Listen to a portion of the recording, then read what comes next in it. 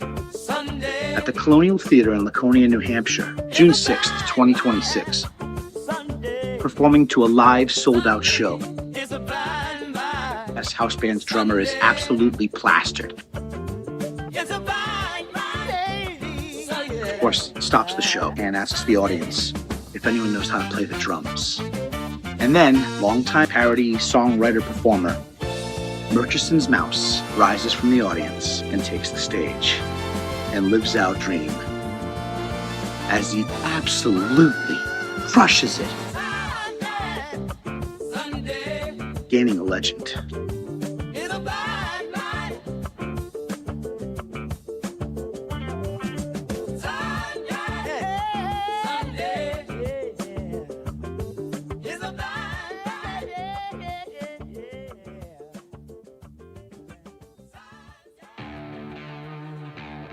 Good morning, gearheads. It's Sunday. Comedy nonsense has ensued, and Blind Mike Geary is here to cover it. Go to blindmike.net for all of Blind Mike's links, including Why Are You Laughing, The BTH Show, and stand-up comedy breakdowns. Speaking of breakdowns, seen any good clips this week? On today's show, Tony Hinchcliffe's new special was upsettingly bad. Whitney Cummings is too edgy for YouTube. Bryan, Callen, and Brendan Schaub have a strange debate, and much, much more. And now, here's your host, the man with coattails so long, they hang from New England to Los Angeles. Blind Mike Geary! Get that voice out of here. Let her in. I don't like that. She snuck in, fellas. I'm sorry about that. I didn't mean to disturb everyone. It's very upsetting to hear that voice. So evil. Hello, everybody. Casey Day is with me today. I guess you can't see him on the screen anymore. No, they can see me now. This is not, by the way, oddly enough, this is not a reaction to anything that happened this week. Casey Day messaged me a couple weeks ago, and he said, Mike, I've got an idea here. What if, and I'm just spitballing, what if we had it made the screen look like it's your show? Like we don't have any silly nonsense. We don't have Oregon Ducks logos. And I said, you know, Casey, I think you might be onto something. 3 years in. I said, that's a heck of an idea. Let's give it a whirl. So, yeah. It warmed my heart when Casey messaged me that. I started crying. I said, finally I've got a show. That's very exciting. Takes me 1,000 days to learn anything, Mike. So it took me 1,000 days. How you doing, buddy? Are you holding up okay? I don't know, man. It's a hard life out here with abs and the beach. Oh my God, it's hard. I'm sure there are some people that want me to talk about DJ Electra. I don't know. We talked about it. We talked about it. You're damn right. She's not allowed here anymore. No, we talked about it on Devilverse Live the other day, and I can't imagine caring about it enough to talk about it again. I still don't really get it, but we wish DJ Electra well. I hope she's doing well wherever she is, whatever she's doing right now. She's doing awesome. We went to a concert last night and had a fucking great time. So, yeah, she's doing great. Good. You know, unfazed. Glad to hear that. Yeah, people need a break sometimes, you know? You may have heard me say this before, Casey, and tell me if this rings any bells. Less is more, I say sometimes, you know? I'm learning. Every once in a while you go, man, that guy's actually right about something. All the time. It's annoying. Thanks, Dad. Well, there's a video that I want to start with here, and I'm making Craig and Casey watch this now. A video was released on bullying, and I felt this was very timely, and this is sort of a corporate, sort of an instructive training video that I'm making the fellas watch now to deal with some of these nasty comments that come through. So we've got a celebrity guest speaker to talk about bullying, and I felt this was very timely and appropriate. Oh, that's right. Let me bring that up real quick. There we go. Oh, look who it is. It's Hilaria. Hi, Hilaria. It's Hilaria. She's gonna bully. Let's hear what Hilaria has to say about this topic. Who's bullying Hilaria? Oh, here we go. Oh, hold on one second. Let me fix that volume real quick. God damn it. I'm bullying her. All right, here we go. Have you ever been bullied? I have, and I'm here to tell you that you do not deserve to be abused. You do not deserve to suffer for someone else's malice. I had so many times where I just felt like I couldn't get up. It was through your connection, you guys, and my family and friends that helped me pick myself up and start to put one foot in front of the other, and then start to understand the system. And then I started opening up about it and realize this is happening to so many, and I feel it's my responsibility to speak openly and freely about it so that no one else feels alone. The more that we discuss how common this is, the more when somebody's in this position, they start to realize, wait a second, I'm not alone. Because that's what bullies want to do. They want to like ostracize you, put you in this, talk a lot of stuff, make a lot of things up, and keep you in a space where you feel so alone, and they can continue to abuse you and abuse you and abuse you. That's right. Please come. Isn't it so incredibly powerful? Like, we all think we have problems. And then you realize, you hear Hilaria talk, and you think to yourself, wow, this woman, she sustained being made fun of because she didn't know how to pronounce cucumber. And that's real. Like, this woman dealt with real bullying, like true harassment, frankly, because why would you make fun of someone that uses a fake accent for attention? Cucumber, like, pretend she's from Spain, even though she grew up in Newton, Mass. This woman suffered through real bullying. So this is powerful. Wherever you are, whether you're DJ Electra, Casey, whoever you are dealing with bullying, you listen to this woman's story and you think, maybe I don't have it so bad, you know? That's what I think important here today. To the event. We're going to talk about our own experiences. We're going to talk about the system of it. We're going to try to pull down that mysterious veil that makes us feel like there's something wrong with us and makes us feel like we're alone. Realize we're in good company. And through that good company, we can help heal each other. Because yes, hurt people, but hurt people also heal. And we can heal each other side by side. Whether it is a child, a loved one, yourself, we're here to support, talk about it, and then give real action plan about what can be done. All of us have had those dark moments and those sleepless nights where we think about it over and over and over again. But when we take those thoughts, it's cucumber. I know how to say it now. Poor Alec has to wake up. What's that? What are you doing? I have a different take on this. What is Alec doing to her? He has no control. He has no control. This is a woman that wants attention, and she's trying to become a star. And sometimes when that happens, there's no controlling these ladies. You know. She's promoting a TED Talk. Is that right? I guess. I thought we were just going to get on a call and she was going to tell us how she was bullied. I don't really have there's no answer here. Does she make money? Did she make money from that? Yeah. So there is like was she attached to this, some sort of link with her and another lady going to get together and tell you how to live your life and not be bullied for money. I got to tell you, I hope the other lady does a lot of the talking. I'm sure she will. If you're talking about growing up, being odd looking or, a nerd or whatever had you bullied as a child, or then even as an adult, if you feel isolated, or maybe even people deal with mental health issues and you feel, like you're not a respected member of society. And then you have just a hot lady who pretends to have an accent be like, yeah, I know what it's like also, guys. I'm also a victim of bullying. When has this lady ever been bullied, aside from the cucumber video, which people have forgotten about? Like, other than me, who's still talking about Hilaria Baldwin? I'm thinking she's a gearhead, and she is directly speaking to you, because who else could it be? It has to be you. I'll say this, too. If you feel bullied, maybe like deleting your channels or something, maybe that's an overreaction, but it's a normal reaction.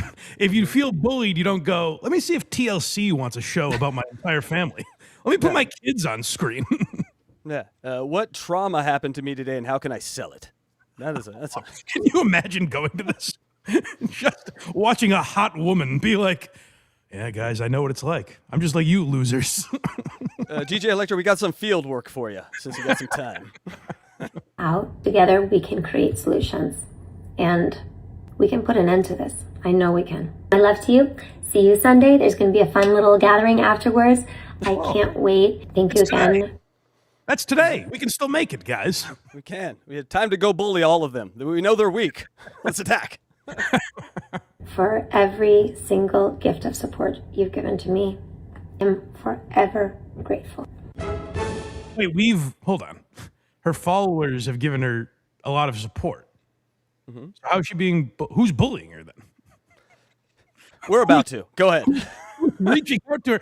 It's the craziest thing. I think people, overreact a lot in life. I guess is all I'm saying. And Hilaria Baldwin putting on a sermon saying like, I'm a loser like you guys. I sucked my way into fame and fortune. And people are writing down notes. Oh, interesting. Mary washed up old apple. Okay. Suck a man's soul out and make one of our most decorated actors, make him feel like he can't leave. He's trapped. Breed with him until all his energy leaves his body and he wants to die. So I guess my point is today we all deal with bullying. You know, that's the ultimate. We all deal with this. You know, even if you're at the top like Hilaria Baldwin. Yes, we have a members chat here. 24 months of membership. Thank you, fun_OAK. Casey, your Alec Baldwin face is distracting me from Hilaria's carrying moment. Love Casey's sight gags. Thank you. I don't know what you're talking about. That's me. Thank you, buddy. Yes, don't distract from her. She's making a very serious point. I don't want to take. You're bullying. Hey, by the way, you're bullying me, chatter. Stop that. Yes, knock it off. Yes. All right, Mike, it's time to talk about something that's going to upset you a little bit because I think you probably went into it hoping it was good, and that's the Tony Hinchcliffe. Absolutely right. So I wanted to talk about this. We don't have any clips because Netflix is a little tricky with that stuff. Yes, Maybe we'll do it one day on Patreon or something. But I wanted to talk about this Tony Hinchcliffe special, Man of the People on Netflix, because you're absolutely right, Casey. I went in wanting it to be good, hoping it was going to be good. I think there are a lot of channels, like the special came out on Tuesday, and I think there are a lot of channels that cover this stuff that had their minds made up on Monday about what it was going to be. Like, I think a lot of people already hate on Tony. They think the Austin crew sucks, and they just said, this is going to be another Gringo Poppy. I went in this totally open-minded and said, I want to enjoy this. Especially, I think Tony has such an interesting place in comedy where he has, basically the biggest comedy podcast that exists. And he's created something that I do think is very cool. I think there's a lot of negatives to what Kill Tony has brought to comedy. Mainly, I just think those guys blow up too quick when they're not ready for it. But you give young comedians an opportunity to be seen by people.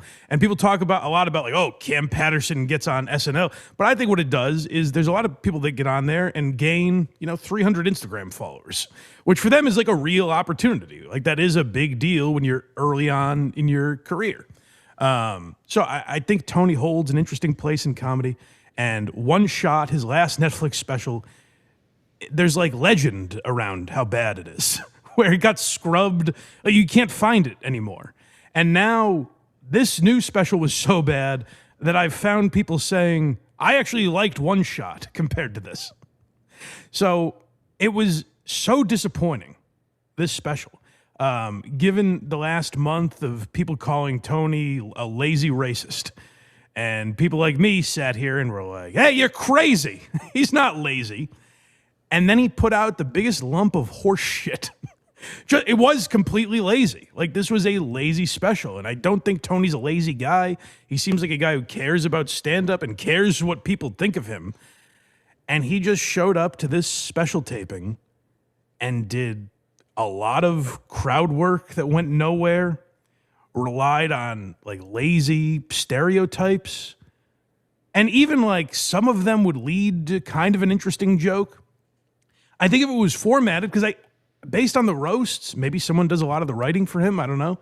But based on the roasts, Tony seems like a good joke writer. And I think maybe if he formatted it like Mark Normand, where it's joke, joke, joke, joke, which is kind of what I was expecting. I think maybe he could have done something. But like he tells a joke early on that is literally like, hey, black people like chicken. And that's where I started to go, oh no. But then he kind of turned that into an interesting joke about black people also not liking eggs. Like it was an angle I had never heard before, and I was like, okay. But then he spends time sucking his own dick about the construction of that joke. And same with he has a joke, like, oh, is this a gay joke or a suicide joke? And he's like, let me tell you why that's funny. Which that could be an interesting angle if you're someone like Tony. I think Tony is going for like the Daniel Tosh, JASLEEN type of persona, where it's like I'm a villain on stage. But boy, he doesn't pull it off. I guess to his audience he does, because I wrote a review on this on Patreon the other day, but I'm just not done talking about it because of how annoyed I was by this. Because I guess to his audience there was a lot of. It seemed to me like I equated it to the male Hannah Berner's special, where I watched Hannah Berner's special, and it's a lot of who's single here? Woo! It's a lot of applause and woos rather than like just acknowledging a point rather than laughing at a joke. And that's a lot of what this was. Like, hey, are there any Mexican people here? And the crowd erupts.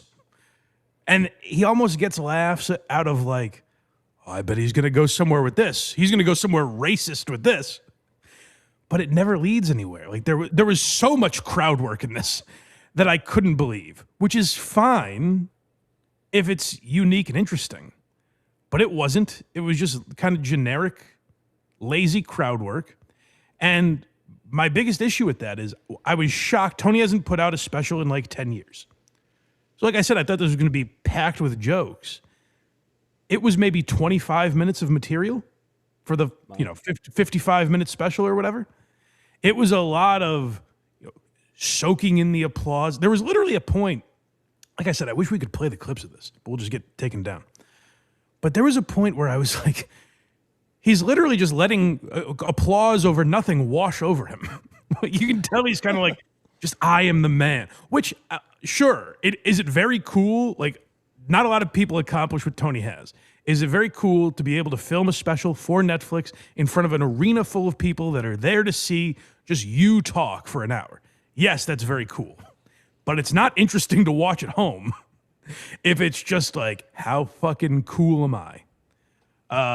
He gets to a story at the end that was kind of interesting about like a group chat among people in his building. And again, like if that was more concise, I think it would have been kind of funny. But it just takes so fucking long to get there. It was exhausting watching this special. Like I would have turned it off if I didn't. I knew I was going to write a review on it.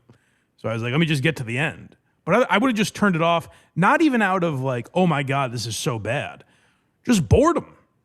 Like because a lot of people are going to compare this to like Gringo Poppy or False Gods or some of these. I don't even know. Maybe I'll have to go back and watch it with this ear. But I don't even know that it's like mockably bad.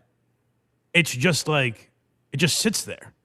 There's nothing. I was so disappointed by this. Like it seemed like he put no work into it. And you can't even call it a special that he wrote. And I've seen compilations like American Redact reviewed it and a few other channels. And so I've seen people make compilations where like he's using jokes from other things he's put out, like roasts, or the thing he did where he's talking about the whole Puerto Rico controversy. He put out like a 20-minute set about that. And he's reusing jokes from some of those. And it's like, God, Netflix paid a shit ton of money. And a lot of that money is for the Kill Tony episodes. Like maybe they're throwing him a bone by giving him a special. But like they signed Tony to a deal where it's we want this number of Kill Tony episodes exclusively. And also, I think 2 stand-up specials. So he's going to do another one. And it's like, boy, if this is the amount of material he has in this, after not putting out a special for a decade, what's the next one going to be? Like, that's going to be rough. So I was really genuinely disappointed, and I'm not a guy that hates Tony. I'm not a guy that was excited to call this bad. And usually I don't even review stand-up specials on here. I was just like, I need to get this out of me. I watched this for an hour and I need to talk to somebody about it because it was just so fucking bad. It was genuinely bad. And I like typically when I review specials on Patreon, I'm able to like find the good in them sometimes. And this just wasn't, there was nothing there. I gave it like a 4 out of 10 and people said I was being generous. People said that was too high. Mike, and this is, by the way, like no one likes. I haven't found anyone that likes it yet. So It's kind of the American dream, though, right? You get paid a lot of money to not do anything, be lazy. I like it. I'm with you, Tony. Yeah, I guess. But that's the thing is Tony doesn't seem like that. Maybe he is now because he's successful. But like he grinded on that podcast. Kill Tony was a moderately successful podcast for a lot of years. It's really only the last, 4 or 5 years that it really exploded and became something huge. Before that, it was he was grinding on that pod. I did a History of Kill Tony episode on Why Are You Laughing? And I mean, Tony says this endlessly, but it was 13 people in a room at the Comedy Store. Like there were 13 people in the audience the first episode they did. So like he built that show up from nothing. And I think ultimately what that proves, like he's a very talented podcaster and roaster. And that does not translate to stand-up. And I think that's true of a lot of guys now where they build an audience because of podcasting. And so people are like, oh, this guy's funny on the podcast. He's going to be funny on stage. And I've seen no evidence. And by the way, I say I was like surprised by how lazy it was, but I wasn't surprised I didn't like it necessarily. Because I've seen Tony live at SKANKFest a couple times now. I've seen some of his stand-up that he put out. Like I said, the Puerto Rico thing that he did a couple years ago. And I kind of felt the same way, but I was like, oh, maybe he's working on stuff, or maybe this isn't all the way there yet. It's just a lot of fluff. It's like a lot of lead up and I don't know, fake bravado that leads to like no punchline. It's kind of crazy. And like resting on tired stereotypes is fine if you put a twist on it that we haven't heard. Like, if there's something to black people liking chicken, Asian people being bad drivers, like, if you have a new angle on that, awesome, great. Because then it can be even funnier because you're like, I've heard this a million times, but I've never heard it spun like that. But this was just like, oh, black people be crazy, huh? Mike, when I go to see bands play sometimes and they're horrible, I go, damn it, I want to play again. Any party you get the itch to do just be better than that. Can you do better than that? Yeah. Can you write a stand-up? That's why I don't do I think people assume because I love stand-up that like I've secretly wanted to do it. I don't think I'd be good at it.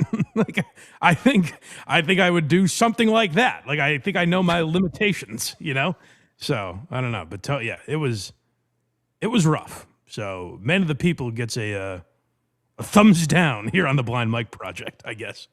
That's over here we do. Mike, do you like the show? No. That's right. That's how we do that. That's correct. Yay, super chats. Mike, we have some people checking in. One of them is Tom Myers. Almost said the great Tom Myers. Tom Myers. Tom Myers celebrates 12 months of membership. Wow, I've been using the free milestone chat I get for a whole year now. Happy Blind Mike Sunday. Oh, hi, Casey. Hi, Tom. Thank you. Tom Myers. Now, that guy, when's Tom Myers going to put on another special? Because that will, I'll tell you this, it will not be lazy like Tony Hinchcliffe's was. The world waits with bated breath, Mike.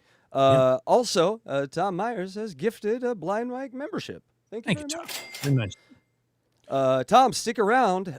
We might get your buddy on at the end of the show if Blind Mike feels like it. Everyone, you got to start encouraging Mike now because we got some G.D. Fenderson at the end, and he doesn't want to do it. I kept sending Casey stuff. So much stuff. Like, we have so much stuff today just because I was like, maybe we'll get to GD at the end. If we're anywhere close to 1 by the time we get to our last segment, I'll probably skip it. But I'm like, we haven't done GD in a while. Maybe we'll get there. People seem to enjoy him. But, yeah, I'm trying to avoid it. Would it help if I told you the upcoming section is awful? Does that help? It does. It does a little bit. All right, I thought it would. All right, up next we have some sad news. Well, I guess an announcement more than sad news. So what are they doing? I knew they were fucking with me the whole time. Legion of Skanks, Ari Shaffir is leaving the league. Well, let's hear the announcement, I guess, first, and I'll get into it. All right, here's I'm drunk. Guys, before we go, I got an announcement for everybody. I don't. This feels like a punchline's coming. I'm going to have to light another cigarette. Okay. Hey, in April of this year, the Tottenham Hotspurs would look like they were getting relegated for sure. They were in disarray. And then they hired Roberto, amazing coach who's a fucking I don't know, relegator buster, and they managed to win it out in the last day. That Ari didn't prepare for this bit. He didn't even remember the guy's last name. Roberto. Well, he's a good coach. There's no one there. It's just those guys. Not a whole crowd. Was now not relegated to the B leagues, and so because of that, I am leaving the show. Everybody, I'm moving to London. Yeah, I'm sorry. Jesus. I know this is a tough one. Yeah, I mean, full disclosure, Ari told me about this a couple months ago. Yeah. And, you know, when I've he been kind joined of the podcast. The day he joined, he told me I'm leaving. keeping it close to our chest for now. And I just got to say, like, Ari, I mean, the amount of time that you've been on the show, we would love you. And we're gonna really miss you. Dude, it's been the best time. Legion of Skanks, first of all, it's the funniest goddamn podcast in the fucking world. Mike, is that true? I'm not going to rank it, but it's. I've listened to it for a long time. I do love it. They are parodying, by the way, for anyone that hasn't caught it. They're parodying Dave's departure, which again it's very weird what they're doing.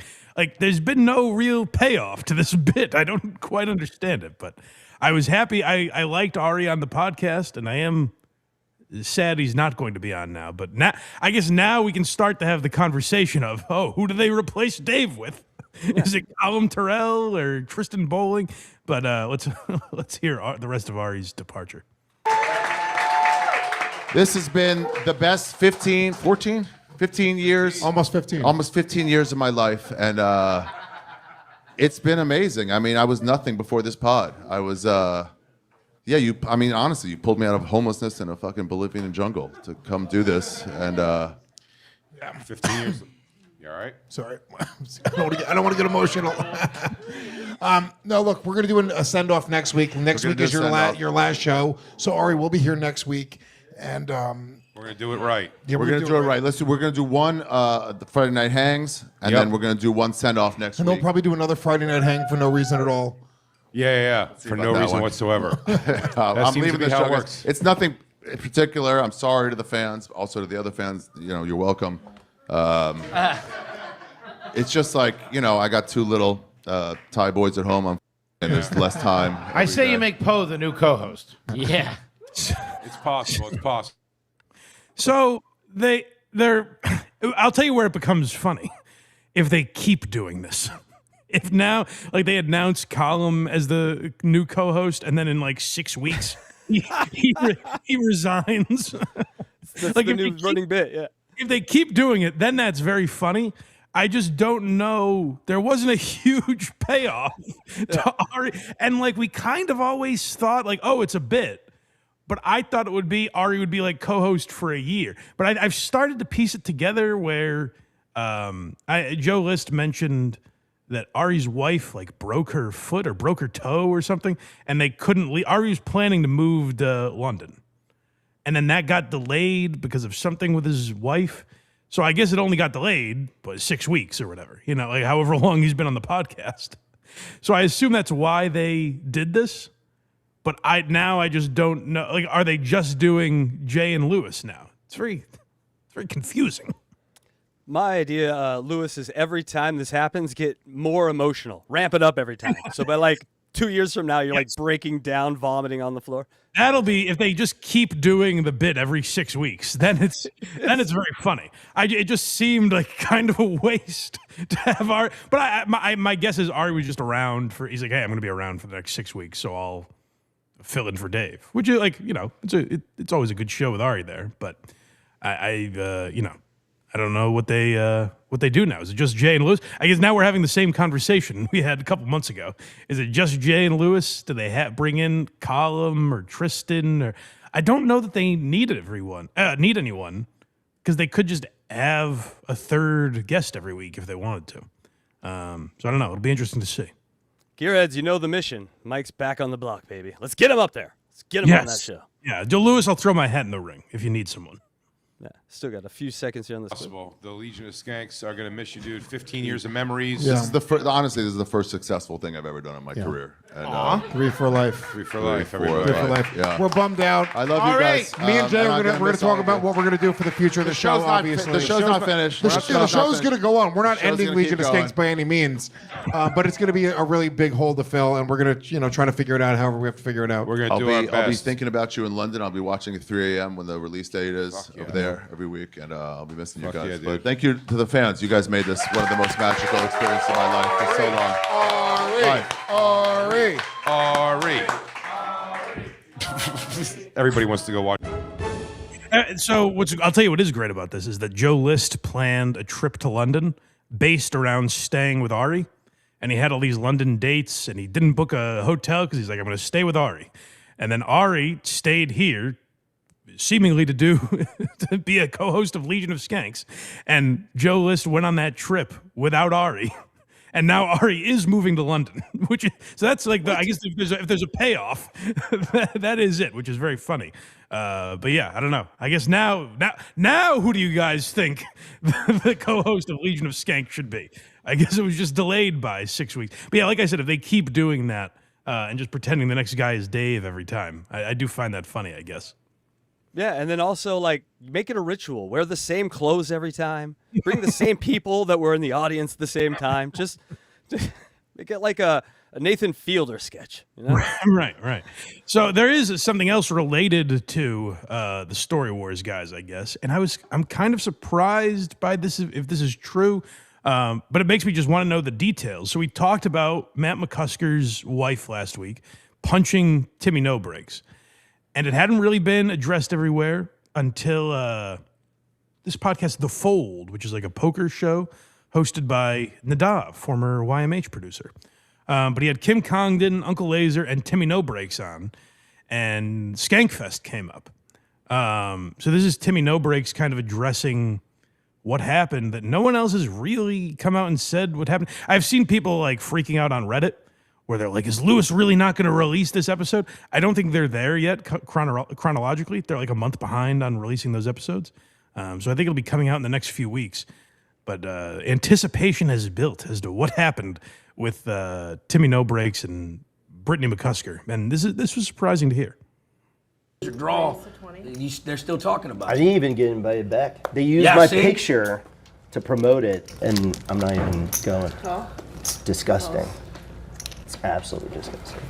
So no invitation? You're not like, hey, let me do a spot? No. Well, I asked. Oh, you asked and they said, okay. Yeah. Oh, that hurts more. I know. Where? Skankfest. Down. I know. Oh, told you. I got punched in the face for those guys. That's actually not. That's actually that. Hey, let's get him on Skankfest. I'm not even going. Check. Even if they try to. I'll check, yeah. So there's got to be more than we realize, because I would think Lewis would kind of love that controversy. I think it'd be interesting to have Timmy No Breaks and Matt McCusker at Skankfest. Like, there could be something there.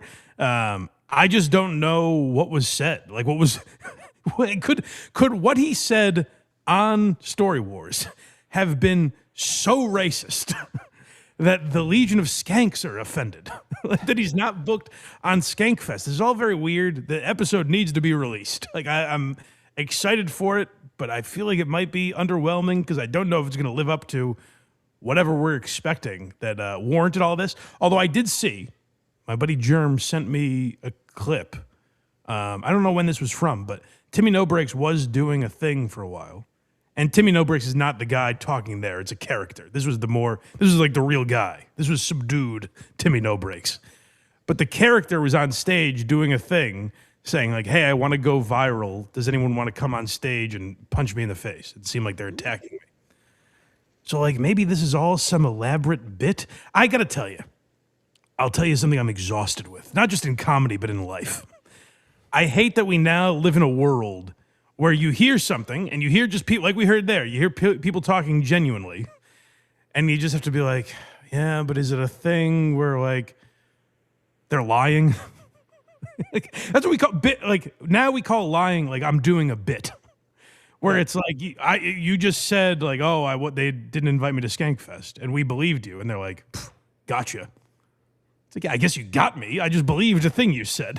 So it's, with all like the AI and shit, it's exhausting that we live in a society now where it's constantly like, yeah, but is this real? Is it a gag? Is it a fucking prank? And I feel that way with like the Ari thing, where it's like, no, but you said you didn't get me. You just kept insisting that he was on the show now. So I was like, I guess he's a co-host. It's an exhausting world to live in.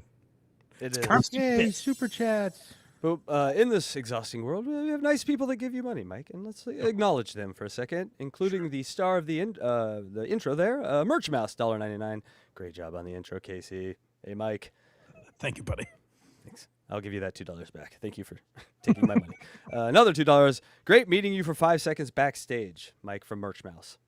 It seemed like he was having a good time. He was a hero of the night. That is pretty crazy.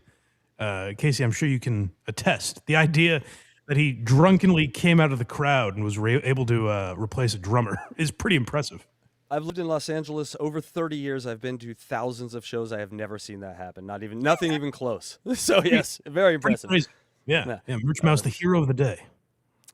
At So Haiti gives us some weird foreign dollars. Thank you. Casey's jaw is BTH. Is that right? I don't know what that means. I'll take it. We'll put that in the running. Yes. Blue Stroll, $10. My girlfriend had me super chat to say she saw Tony open for Rogan in 21 and didn't care for it. She loves Blind Mike Project though. Good show. Wow. She loved the intern David stuff. Thank you. Thank you very much. Yeah, if you are a member, you can go check out the Why Are You Laughing we did on Intern David. It was a quick one, but I did want to pay homage to Intern David, who's one of my favorite Opie and Anthony side characters of all time. But yeah, thank you very much. Mike, we've reached the annoying bitch section of our program. Are you ready? Oh, we didn't do that earlier? All right. we have a couple of them today here, but yes, we're going to start out with your favorite, our favorite, JASLEEN SINGH. Oh, yes. Oh, yeah, there's a different one I thought you were talking about. We have many. Yeah, JASLEEN SINGH, I'm now addicted to her TikTok. So she's won, I guess. This is what people do now, where it's like, you're watching me. It's like, I guess. I guess you've won. I guess this is what you wanted. But it is sad to see Akash be part of this couple's content, which we'll get to. But let's see what JASLEEN has been up to on over on TikTok. She's an influencer. She won the Singh relationship controversy. It caused Akash to leave one of the biggest podcasts on the planet, leave the job that made his career and helped him build an audience, and he resigned in disgrace, I guess, to support her budding career. So let's see what she's doing with that. Where are my financially anxious girlies that also love to shop? Rise up, because we are here. We have been down. Jesus Christ. I'm glad you paused it there. I need a minute to let that soak in. Ow. Financially anxious. Let's not forget how we discovered JASLEEN. The whole controversy with her husband was that she was humiliating him online, in part by saying, I don't work. I never intend to work. My husband should pay for everything of mine with a smile. He should be excited to spoil me. Like, that's how she rose to prominence, is saying, like, I never have to worry about a job. I never have to worry about money because I'm a little princess that is spoiled by her husband. So to watch a video that she posts where she's like, who else is financially anxious out there, to misuse as someone that deals with anxiety on like a real level, to misuse that word so grossly, it's just upsetting to me. To be like, I'm financially anxious. Oh, imagine the anxiety that creeps up when you slip your husband's credit card out of his wallet. With no consequence, by the way. I guess he just takes her he just takes her shopping and is like, yep, get whatever you want. So let's hear what makes JASLEEN so anxious. Financially anxious girlies that also love to shop. Rise up. Because we are here. We have been dealt the worst of the worst. Well, maybe not the worst, but they're so juxtaposed with each other. I'm glad she caught herself. She even had to stop herself. Okay, maybe second worst. maybe people who are born quadriplegics have it worse, but we're second. Yeah, I saw some bombs drop somewhere, but what about, who cares about those people? Financial and needing to shop? Oh my God. Can you imagine? This is why other countries or other walks of life look at America with such disdain. Yes. Where they're like, we have it, I mean, basically the worst. Where I love to shop, but I get anxious. Like, am I spending enough of my husband's money? Imagine the that keeps you up at night. How upsetting that is. There's like a certain amount that I can spend like without my anxiety going up, but then if I go past a certain amount, I'm like, oh my God, oh my God, oh my God, are we okay? Are we okay? Now let me be clear, the amount I can spend like 80% of my husband's disposable income. But if I start creeping up towards 85 or 90%, I start to think, hey, should I even be doing this? Is this completely spoiled and selfish of me to treat his money like it's just free? Like I'm in one of those booths that spits dollar bills out, and I try to grab as many as I can. is not like an amount that's like set in our budget. It's like set in my mind where I get this like fear, anxiety, or like paranoia because me and my husband were broke at a time. Oh my God, what if we go back? It's more of like a trauma. If I say trauma response, like, okay, everything is relative, right? It's, you're looking at this with zero empathy. You can be like, who cares? Just don't buy, blah, blah. Okay, I'm not fucking talking. I'm talking. Imagine her standing. Imagine the anxiety, the crippling anxiety of standing at some wildly overpriced, bougie Los Angeles, or I guess they live in New York shopping center, just swiping his credit card, thinking, what if we're poor again one day? Who gives a fuck? Another handbag. Talking specifically to the girls that like to shop but also get financially anxious. I think I post a lot of shopping videos and it can sometimes read as aspirational or maybe out of touch, which is fine. You don't have to fucking follow me. But I just want to show you that there is definitely behind the scenes. Like, I post like a lot of pictures of myself in luxury stores, but I don't buy like 50% of the time. I really like to go with my husband. Poor gosh. I only buy shit like half the time that I'm in a luxury store. What a crazy, out of touch statement. Boy, am I on board with hating this lady now. I tried my best for a while where I'm like, maybe she was trying to be funny. And this, by the way, when she went on Schultz's show and was like, I was doing a character, like I was trying to be funny, and now I realized that like people didn't get it or I wasn't doing a good job. I mean, this just disproves that, right? To go right back to, I love spending my husband's money, but it gives me anxiety. Am I spending enough of it or too much? Like, what a completely out of touch. And who is this for, by the way? Like, she wants to be an influencer. Who is this appealing to? Like college girls that are like, I love spending my boyfriend's money. This is just like me. All ladies that want to spend money but are sad when they do it. Guilty ladies. What's the anxiety? She's doing it. Just stop doing it, I guess, if it gives you so much anxiety. I really like to sit and think, and that's why I always tell the sales associates, I'm like, you're gonna hate working with us because I'm like, should I, but should I not? Should I get this? Like, I'm such an annoying, indecisive shopper. Most of the time, it's what a struggle. The next time I have anxiety leaving my house because I can't fucking see anything, I'll think, well, at least I'm not forced into a luxury store and have to worry about whether or not I need another dress. It just hit me what she said last time. She goes, I go to these stores, but I don't buy 50% of the time. That means 50% of the time she's buying exorbitantly expensive shit. She's like, wildly overpriced items that she doesn't need. I don't get a Lambo every time, just every other time. What? Right, exactly. Akash being like, no, this piece was made for you. You have to get this piece. You have to get this piece. That's why I love shopping with him, because he's so my heart. Let me hear that again. It just shatters your heart as a man to hear her try and like justify this by saying, no, Akash says you need, what a simp, a true simp. Crackamico hit the nail on the head. Just a true simp this guy is. By the way, speaking of Crackamico, put out 2 songs this week, both good. but the Dana White one is unreal. How good that is. He's a maestro. He's amazing. He's a man amongst boys out there in the rap game. Time it's Akash being like, no, this piece was made for you. You have to get this piece. You have to get this piece. That's why I love shopping with Jasleen, please, I'm begging you. I'm not whole as a man unless you buy another bracelet. Please, I just need you to do it. Jasleen, I have a Birkin bag-shaped hole in my heart right now. You must feel it. By the way, imagine convincing yourself of that. Like, imagine being so delusional that you're like, my husband gets, he gets like really excited when I buy stuff. When I buy jewelry or fancy dresses or handbags, he gets really, I can see a glimmer in his eyes where he's like truly excited and happy for me.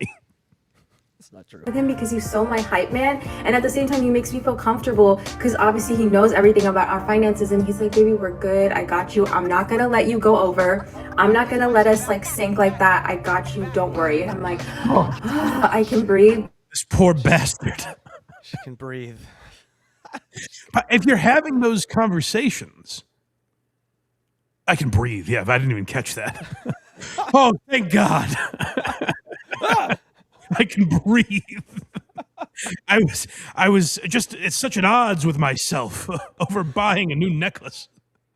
But no, let me just say that he, go back. I lost my train of thought. Let me hear that again. Her breathing fucked this all up.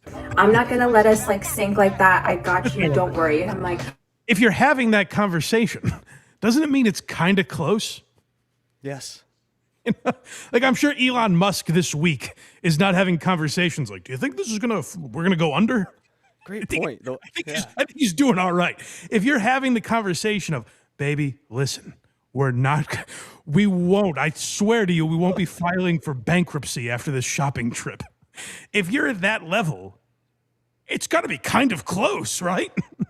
Jesus Christ! As an investor, that is bad. I don't like that sort of. That is not Warren Buffett right there. Right, yeah, right. If at an earnings call, if your first statement is, "Listen, we're still financially, we're okay. We're gonna make it to the next quarter," you're like, "Oh boy, this guy, trouble seems to be ahead." Yeah, but good news, you should see our bag collection. Holy shit, this company with bags. I can breathe, but I have OCD, so it's like a little bit repetitive, and then like in an hour the same thing happens again. So I just want to let you know that if you're a shopaholic, she gotta go shopping an hour later. Jesus, this is an hourly habit. Shopping's like Chinese food to her. She just keeps getting full and needs more. that's financially anxious, I'm here with you. Sometimes what I like to do to give myself like a little treat in between like big high-end shopping, I'm like, you know what, maybe I'll just buy a perfume. Yes, I know it's like consumerism and whatever. It's fine. I like it. Fashion is a hobby. It's a hobby. Wearing clothes is a hobby? Or you mean spending your husband's money is the hobby? Yeah, this might be the video you play to explain the end of Western civilization. Like, this is it. This is the video. Like, we have no morals. It's just living to take other people's things and call it happiness on the internet. Yay, and life. I'll tell you what's so bad, because I didn't care about Jasleen at first. And there was a lot of, I was like, maybe she's playing a character on that show and trying to seem like, you know, be outrageous by saying like, I don't care about my husband's money. To have to get dragged for months for that. And now this is the only reason people know you. Like, your entire audience is people being like, oh, this fucking bitch is out of touch, huh? Like, that's everyone that follows you. You go through this whole thing where you're on, like I said, one of the biggest podcasts in the world addressing this issue. And you come out of that with your husband leaving the show and unfollowing the host, his friend of years, decades. I didn't know that part of it. Jesus, he unfollowed, huh? He unfollowed Andrew and Charlemagne. And people... She unfollowed them for, you know what I'm saying? Like, yeah, right, exactly, yeah. She unfollowed Andrew Schultz after, you know, a decade of service on that podcast, and like... He bought all her those Birkin bags through his paychecks that he got, you know? Like, and listen, I still don't know. Maybe Schultz asked Akash to leave.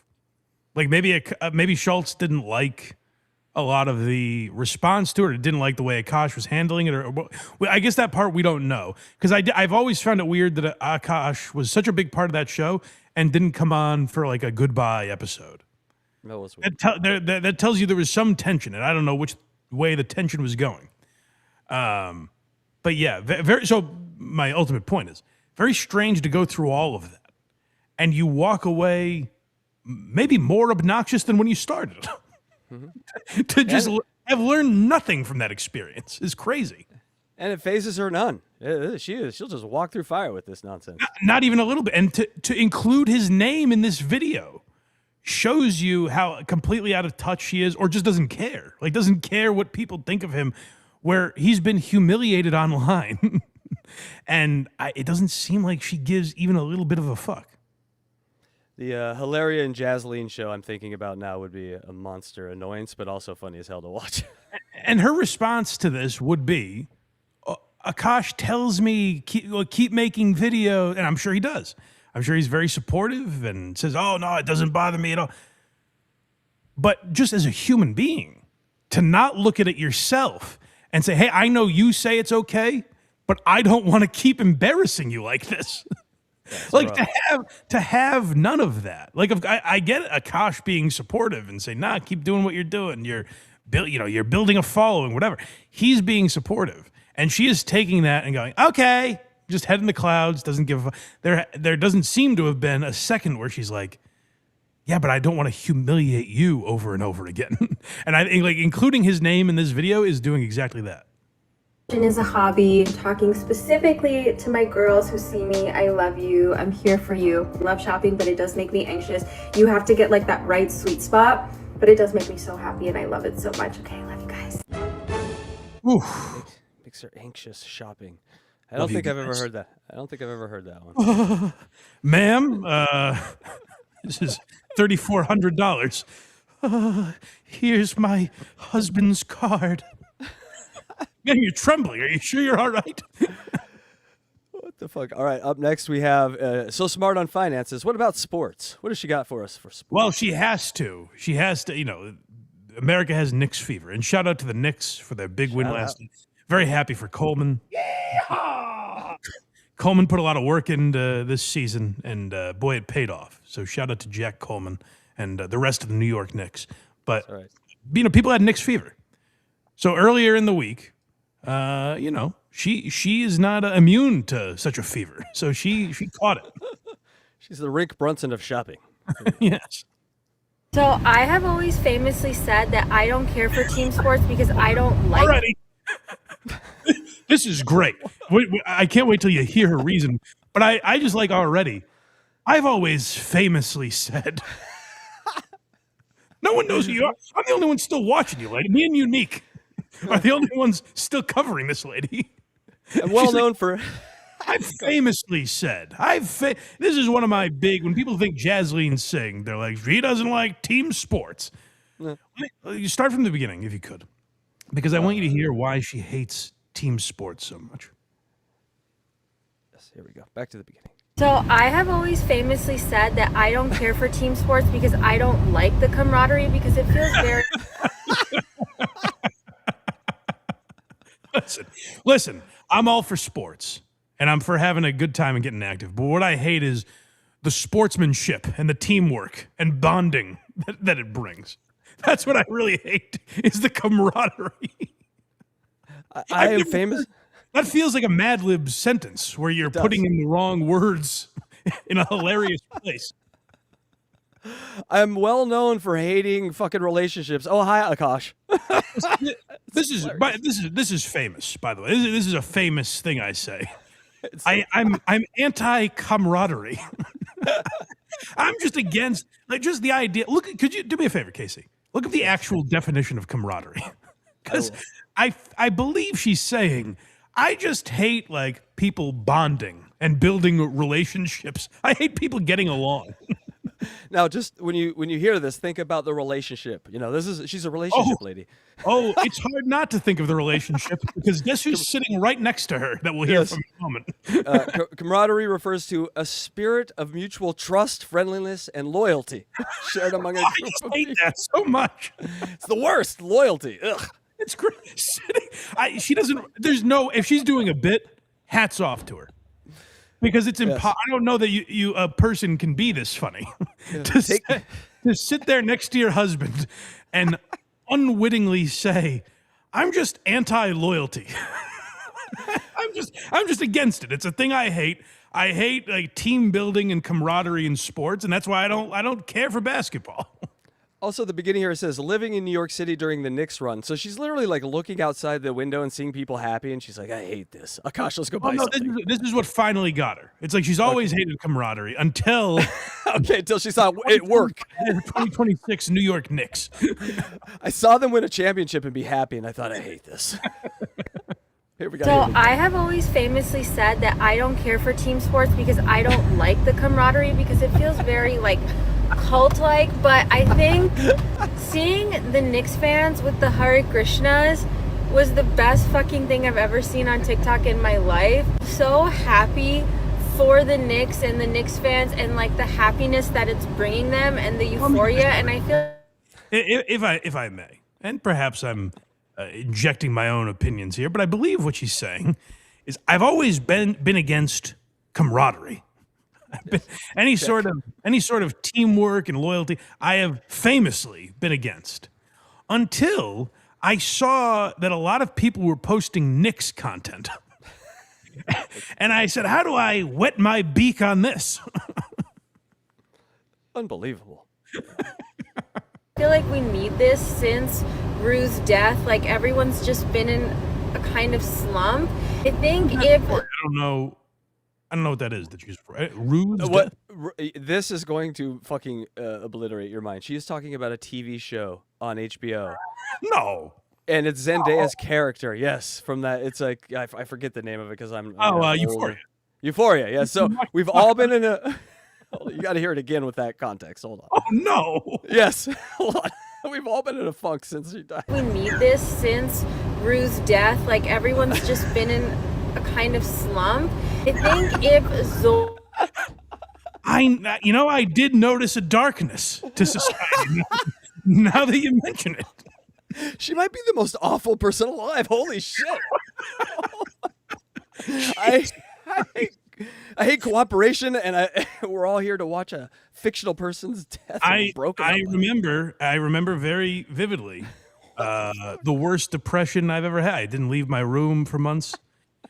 And people were like, Mike, what's wrong? And I was just like, just Hank Schrader deserved better. Like he just wasn't. He's the one who really cared about his family, God. Don't you get it? Don't you remember he's just a bumbling funny guy in the beginning of that show? Now we're murdering him in the desert? What are we doing here? It's too much. ASAC Schrader deserved better. Oh, it's fun. We got to hear it one more. And the euphoria, and I feel like we need this since Rue's death. Like everyone's just been in a kind of. I swear to you, when she said euphoria, I thought she meant like the jubilation over the Knicks. The Knicks, yeah. That's what I thought too. I did not think she meant the HBO series. She's like, Knicks championship, euphoria, same thing. Slump. I think if Zoran can pull off this fucking championship, like what? Hold on a second. Wait a second, what? Now I may have to explain this one to you because I believe what she means is Zoran Mamdani. I think I'm saying that correctly. Mayor of New York City. He brought New York this championship. Yes, Craig hates him. His election. This Knicks win is brought to you by socialism. Craig hates socialism too. Zoran said he was giving Jalen Brunson pep talk. Like he really did this. What a fucking win for democratic socialism. Like we were all. Let me hear that again. We must have trampled on something. Certainly she made a point that ties this all together and makes it make complete sense. Go back a little bit. Pull off this fucking championship. Like what a fucking win for democratic socialism. Like we were all right, and all these rich people were complaining like, bitch, you're not even rich enough to be in the tax bracket that he's fucking taxing, so what the fuck are you talking about? You're rich. The guy cackling and slapping the table at your jokes now instead of Andrew Schultz's, he played Radio City Music Hall a month ago. Yes, he did. You're rich. You dumb bitch. God, be quiet about that when you get rich, too. This is bad. You got to be quiet about getting rich. We just watched you say you have shopping anxiety because you're just needlessly spending money all the time. Oh, my God, I need a shower. And did you know that the full name of the Knicks are the Knickerboxers? Nope. Not close enough, I guess, honey. She could have made it real bad, so that's actually okay. If you're going to get it wrong at the second part of the word. If this was, if SNL did a parody of just some dumb lady making a TikTok video trying to get on the Knicks bandwagon, and they put that line in, with that voice, by the way, like she's doing a parody of someone. Do you know that the Knicks are actually called the Knickerboxers? Be careful, Mike. If you watched that on SNL, you'd be like, no, that's stupid. Like no one talks like that. Are the Knickerboxers? Yeah, Knicks or boxers. That's what I Akash is punching up her script. Oh, this poor bastard. And what's really interesting, like usually this happens to people like like people make fun of Brendan Schaub's wife. I've seen that online. But it's like people that they don't respect already. Well, like Brendan. Akash is like a funny guy. I've seen some of his stand-up. It's good. He's not an untalented guy. And the biggest criticism of Akash is that, he's just someone's sidekick. He sits there and cackles at Andrew's jokes. That was at least a respectable job compared to this. Now he's doing that for her, where he's saving her bombs. Like she's talking about the Knicks. And he's like, oh, another good one, honey. Let me punch this up for you. What you meant to say was this thing that's almost funny. As he chauffeurs her to the mall for some shopping. Yes. Yeah, but it's good of him to soothe her because she's probably very anxious right now as they're on their way to some shopping center. I mean, in a way, it would be nice if every woman was this easy, where like, oh, you're in pain. All right, let's go shopping. Like if it just worked, but unfortunately, you have to buy expensive shit half the time. Again, the point I was making earlier. If you're JASLEEN, wouldn't you go, oh, honey, I'm making a video. Don't be in it because people are just going to make fun. Like, wouldn't there be some level of caring about him, his involvement in this? No, it's gone out the window, Mike. But instead, it's like, oh, well, if Akash is in my video, then it gets more views. So let me make sure he's in this. Okay, what is that, though? I don't know. We should look that up and probably change the name. Probably it's good that we just call them the Knicks. I know that I'm from Philly originally, but I think the Eagles are more important to me than the Sixers because I think the Sixers just have the dumbest fucking name I've ever seen. I will be... First of all, it's the 76ers, like 1776, you dumb broad. It's not that crazy. I don't think they should bring children into sports. Why are they Sixers? How did we get here? I'm more of an Eagles fan than a Sixers fan. You just said you hated camaraderie a minute ago. Yeah, that's a team sport. I looked it up. That's a team sport, football. Doing our DOS for the Knicks, and I will definitely not be parking my Porsche outside after game. What's the next game? 4? 3? Well, game 3 is next, but game 4. Yelling at rich people in New York and then saying I will be parking my Porsche outside of the game is that's a rough look, Mike. What a win for democratic socialism. Democratic socialism. She's red pilling me, Mike. Damn it. Potentially they win it all. The fact that the Knicks won abroad, like the momentum is high. The momentum is high. What? So I don't know. Akash finds it hilarious. They won abroad. Did they play a game out of the country? No, it was in San Antonio. So they have a river. I don't know what she's thinking. I don't know. yeah, I'm really, really happy for you guys. She's happy for the Knicks, but she hates team sports and she wants to go shopping. No, this changed her philosophy. Now she's gonna, bring people in to help her shop. This has changed her idea of camaraderie. She's finally gonna be loyal now. Oh my God, Mike, we have Hey, super chats. some super Oh my God. chats. Yes. Thank you. So we got principled uncertainty 5 somethings. Come back from the shop. I passed a guy lying in the street with a severe case of the economic jitters. That's right. Boy. The economic jitters. We have Sauce Pan 28 $1.99. Mike, is that your dad on the bottom right? Let's hope not. Is it? No, Who's he referring to? Akash, I believe. And a little blackface here in the morning. Principled uncertainty, another 5. Mike, if you can find it and get some time today, can you maybe review the UK version of Saturday Night Live? It is astonishingly bad. Oh, really? People have mentioned it to me, just that its existence I've heard of, but I didn't know it was particularly bad. Maybe I will look into it. All right, and one more here. It's not my fault, and let him know. 1995 Gil 499. Casey, stop interrupting Mike to read super chats. I have to. It's my job. Well, I will say, let it get there. Don't interrupt me for super chats. But well, that's a fair point. Yes, that's a fair point. All right, Mike, are you ready for another one? Goddamn. Guys, I'm sorry. We got another one of these to listen through. This is who I thought you were referring to earlier. Whitney Cummings is still at it. And I think in the title, we have like Whitney Cummings bans words or something like that.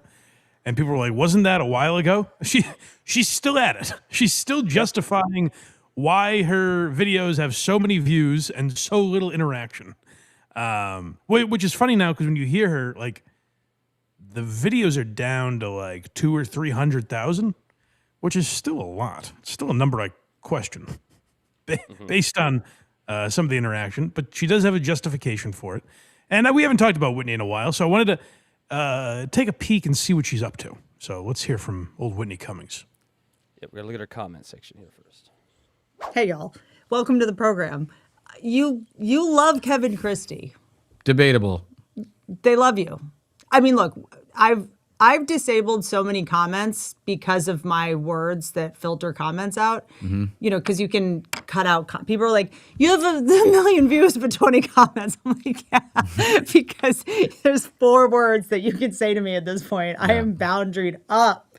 Why is that like funny Amazing. Or fun? Why is that like, isn't it so crazy that as a comedian, I have made it so you can only say nice things to me, basically. I have made it so difficult. And by the way, like, YouTube has weird restrictions. Like, sometimes people will say on our videos, oh, like, did you delete my comment? And I ask what they say. And it's literally like, some of the comments I have to approve, like if you say Trump or MAGA in a comment, like I have to approve it. It's weird. Like YouTube is weird inherently about that. And channels are different because Electra and I have modded and seen different channels. Yours is very restrictive. I don't know why, but yeah. And it's YouTube because we just have to sit there and go, yes. I told Electra one time, like, we should just record that and show you it just so you see. It's like beef. I don't know what the live chat is like, but I know that like I said, I have to go through and approve like actual comments sometimes. Yeah. So my point is, bad boy, Mike. You're a bad boy. YouTube is already annoyingly restrictive with that stuff. What Whitney has done is said, I'll take your restrictions and I'll raise you. I'll make it so these people can't say anything I like. I wonder if Riyadh is one of those words that's banned. I'm not sure. In a billion different spellings. In every way you can spell it, Mike. I'll tell you what's kind of amazing. The part she's like laughing. She's like, why do your videos have 1 million views and no comments? Ha ha ha. It's like, no, it's like a real question because if it has no interaction, YouTube doesn't even really let people know it exists. I know Whitney's got a lot of subscribers and everything. But like, if no one's engaging with the video, it's just hard to reach the numbers that Whitney is. She's one of the biggest podcasts in the world that no one talks about. It doesn't add up. And she's just like, yeah, it's because I ban words. It's the weirdest excuse. Because there's 4 words that you can say to me at this point. I am boundaried up because you can say all the comments that have this word in it automatically don't show up. So we have no idea how you feel about anything that comes to this show. But Kevin Christie, they like you. We have no idea how you feel about anything. But they like you. Does she not realize how disingenuous that is? People love you, by the way. Now, of course, they can't say anything real to me because I have disallowed any comments I might not like. It's too much adulation. I had to shut it off. I found that interesting when I checked in on Whitney Cummings, and I continued watching the episode because this is now the last time we covered Whitney Cummings. She had her husband on to read her, quote, fan questions. And what that means is questions he made up. Now, I don't know if that's been the format every week since, but that's what they're doing again today. Where she's doing like this AMA, and she's kind of presenting it as like questions the fans want to hear. People are clamoring, Whitney, when are you going to address this? But it's just things this guy, Kevin Christie, made up. It's a strange, and her reasoning for having to do that format, I found very interesting. Like Whitney is presenting herself as too dangerous for the American people, yet completely restrictive on what feedback you're allowed to give her. You're at a barbecue. Oh. There's hot dogs. How are you addressing These the hot dog? How are you dressing? What's on your hot dog? It's a coordinated effort to get me to stop talking about Epstein Island. Please. Everyone's just like, can we make her face? Everyone is saying, no, it's this guy. You told this guy to write questions for you. Jesus. And is a hot dog a sandwich? It's that level of podcasting, which, hey, anyone who watches Patreon on Monday nights knows I love a little banter. I don't mind banter. But when it's this forced banter that's presented as like, I'm just so dangerous. Like what I'm saying about the Epstein files, it's too edgy for YouTube or my fans to handle. Like she wants so badly to be Tim Dillon or Joe Rogan. We use the comparison every time that she has modeled herself around those podcasts and yet does nothing that they does like a G-rated version of what they're doing, I guess. Coordinated effort to get me to stop talking about Epstein Island. Please. Everyone's just like, can we make her family friendly? We need to get her some endorsement deals with Oscar Mayer. You're standing in front of fixins. What Whitney did in her career is very impressive. She got 2 network shows on at the same time. Now, I think they're both shit, but I think that of a lot of network sitcoms. Like I think Two Broke Girls is very bad, but people seem to enjoy it. It lasted a lot of years. Made Kat Dennings' career. You know, it was a big show. So like that's very impressive. I'll tell you exactly what it is, though. It is slop to appease the masses. It is just bullshit that you put on in the background when you've had a long day. Just something to turn your brain off. You watch Two Broke Girls. It is completely family friendly. It was on CBS, and Whitney was on NBC. These are family friendly sitcoms, largely. I get they talk about sex, which is very raunchy, but for the most part, you can watch it with kids of a certain age. It is the opposite of like an edgy, offensive thing. And now Whitney has presented herself because she said the words Jeffrey Epstein. She's like, man, I'm just so dangerous. I'm just too dangerous for people. People are scared to do anything with me. It's like, no, you're network. You're corporate. You're like bullshit that people complain about, and you are censorship. But she's presenting herself, literally she bans words from her chat. And she's presenting herself as like this edgelord that can't be contained. Oh, yeah. You're at a table that's lousy with fixins. Ketchup, mustard, it's mayo. chock full of fixins?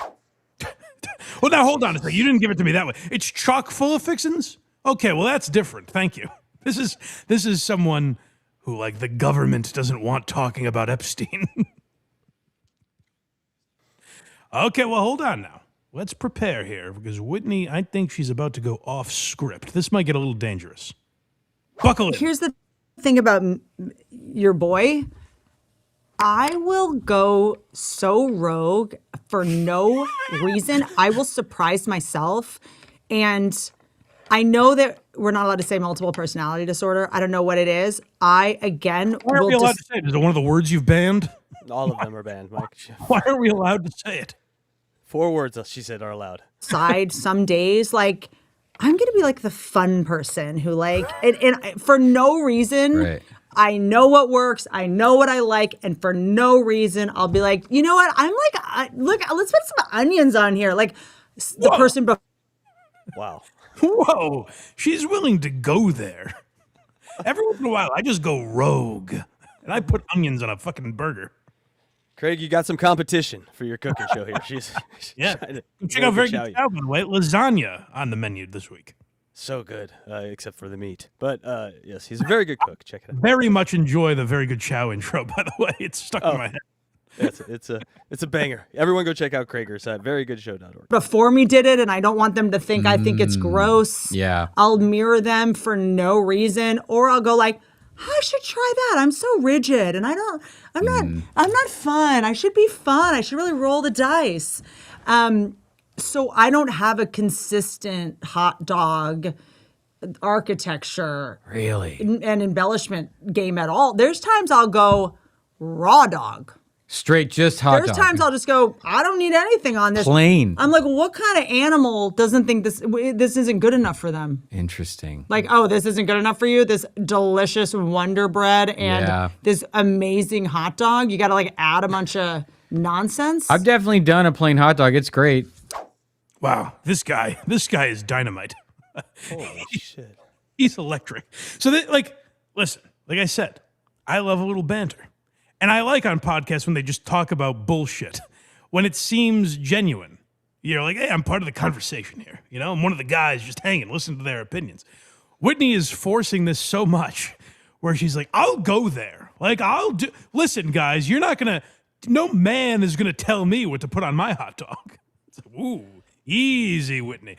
This is all, it's like forced energy, and she's trying to convince you she's a bad girl. You know, she's dangerous. Mike, we've talked hot dogs. It's time for water talk. Oh, this is again where she's and she might not even be wrong about this, but just she's trying to be Tim Dillon, fucking Joe Rogan, Tim Pool. Like, I don't know exactly what she's going for here, but it seems unnatural coming out of Whitney. People. Most overrated self-help trend. Sleeping. What is water? Water. You know that they started pushing the 8 glasses of water a day? These building blocks of life can get bent. Do you think 100 years ago anyone was drinking 8 glasses of water? First of all, water had to be cooked. I agree people are drinking too much. They started pushing the 8 glasses of water a day thing as soon as fluoride started being in the water. It's as soon as they started selling water by the bottle. And yeah. Yeah, that's when it happened. There's a lot. It's just, guys. They're turning the frogs gay, apparently. Yeah, she is a little Alex Jonesy here. It's conspiracy light. Where, like I said, it's this person who has banned words in her chat, but has also said, like, never trust the government. Oh, be alert out there, folks. Like, and I'm not even saying she's wrong. I'm sure there's something to that, but it just seems so unnatural coming from Whitney. Yeah. I'll have my Sprite. Thanks so much. It's got water in it. You and Marcel are big Sprite girls. Ooh. That noise. Boys versus. Don't get me started on Sprite, you son of a bitch. 0 calorie Sprite. I like the idea, like, Sprite is good and water is bad. That's a fun take. But there's water in it, so I get confused sometimes. Boys versus girls. This is fresh. I've always said this privately. I don't have the guts to say it on air. I think men and women, I think there's some differences between us. And Whitney has empowered me to be brave enough to kind of make that observation. Please list the acceptable hats for men. You know, I gotta say, I like that she's like Andy Rooney now, where it's like, Whitney, I'm going to present you a topic. Just go off. Just go off on society. Men's hats, go. And Whitney's going to pretend she has some take on this. maybe it's having a boy and seeing the vulnerable sweetness and the deep innate kindness of a boy child and how they come into this world, and then trying to figure out what society does to you guys to make you mad. We're such little buddies for a while. We're such buddies. And whether it's like, we could send you to war at any time, or whether it's like, you have to fight your friend. How the fuck did we get here? I don't know. It was water, it was food, and now it's war. Wasn't the question, I don't know, 8 seconds ago? Yes. What do you think of hats? Hats.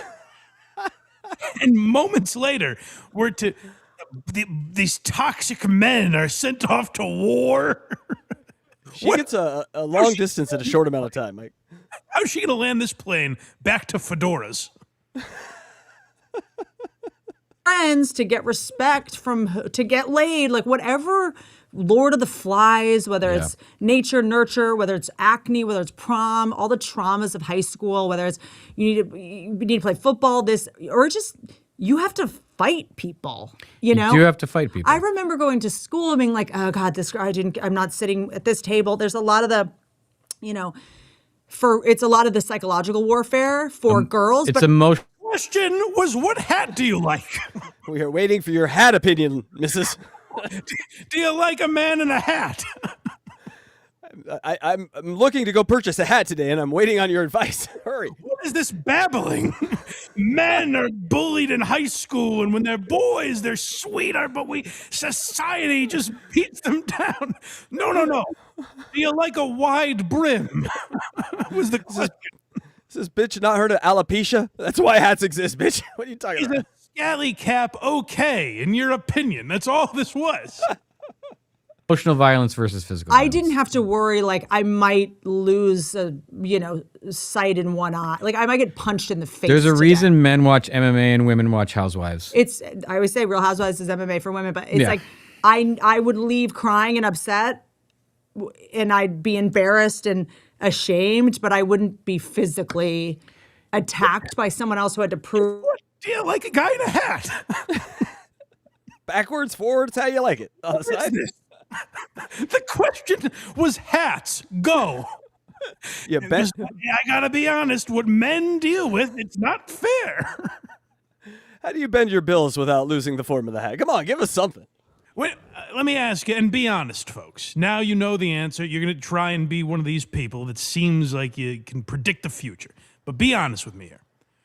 When he said men's hats, what's acceptable for men's hats, how many of you, by a show of hands, were thinking, oh boy, here comes the sports versus Real Housewives analogy?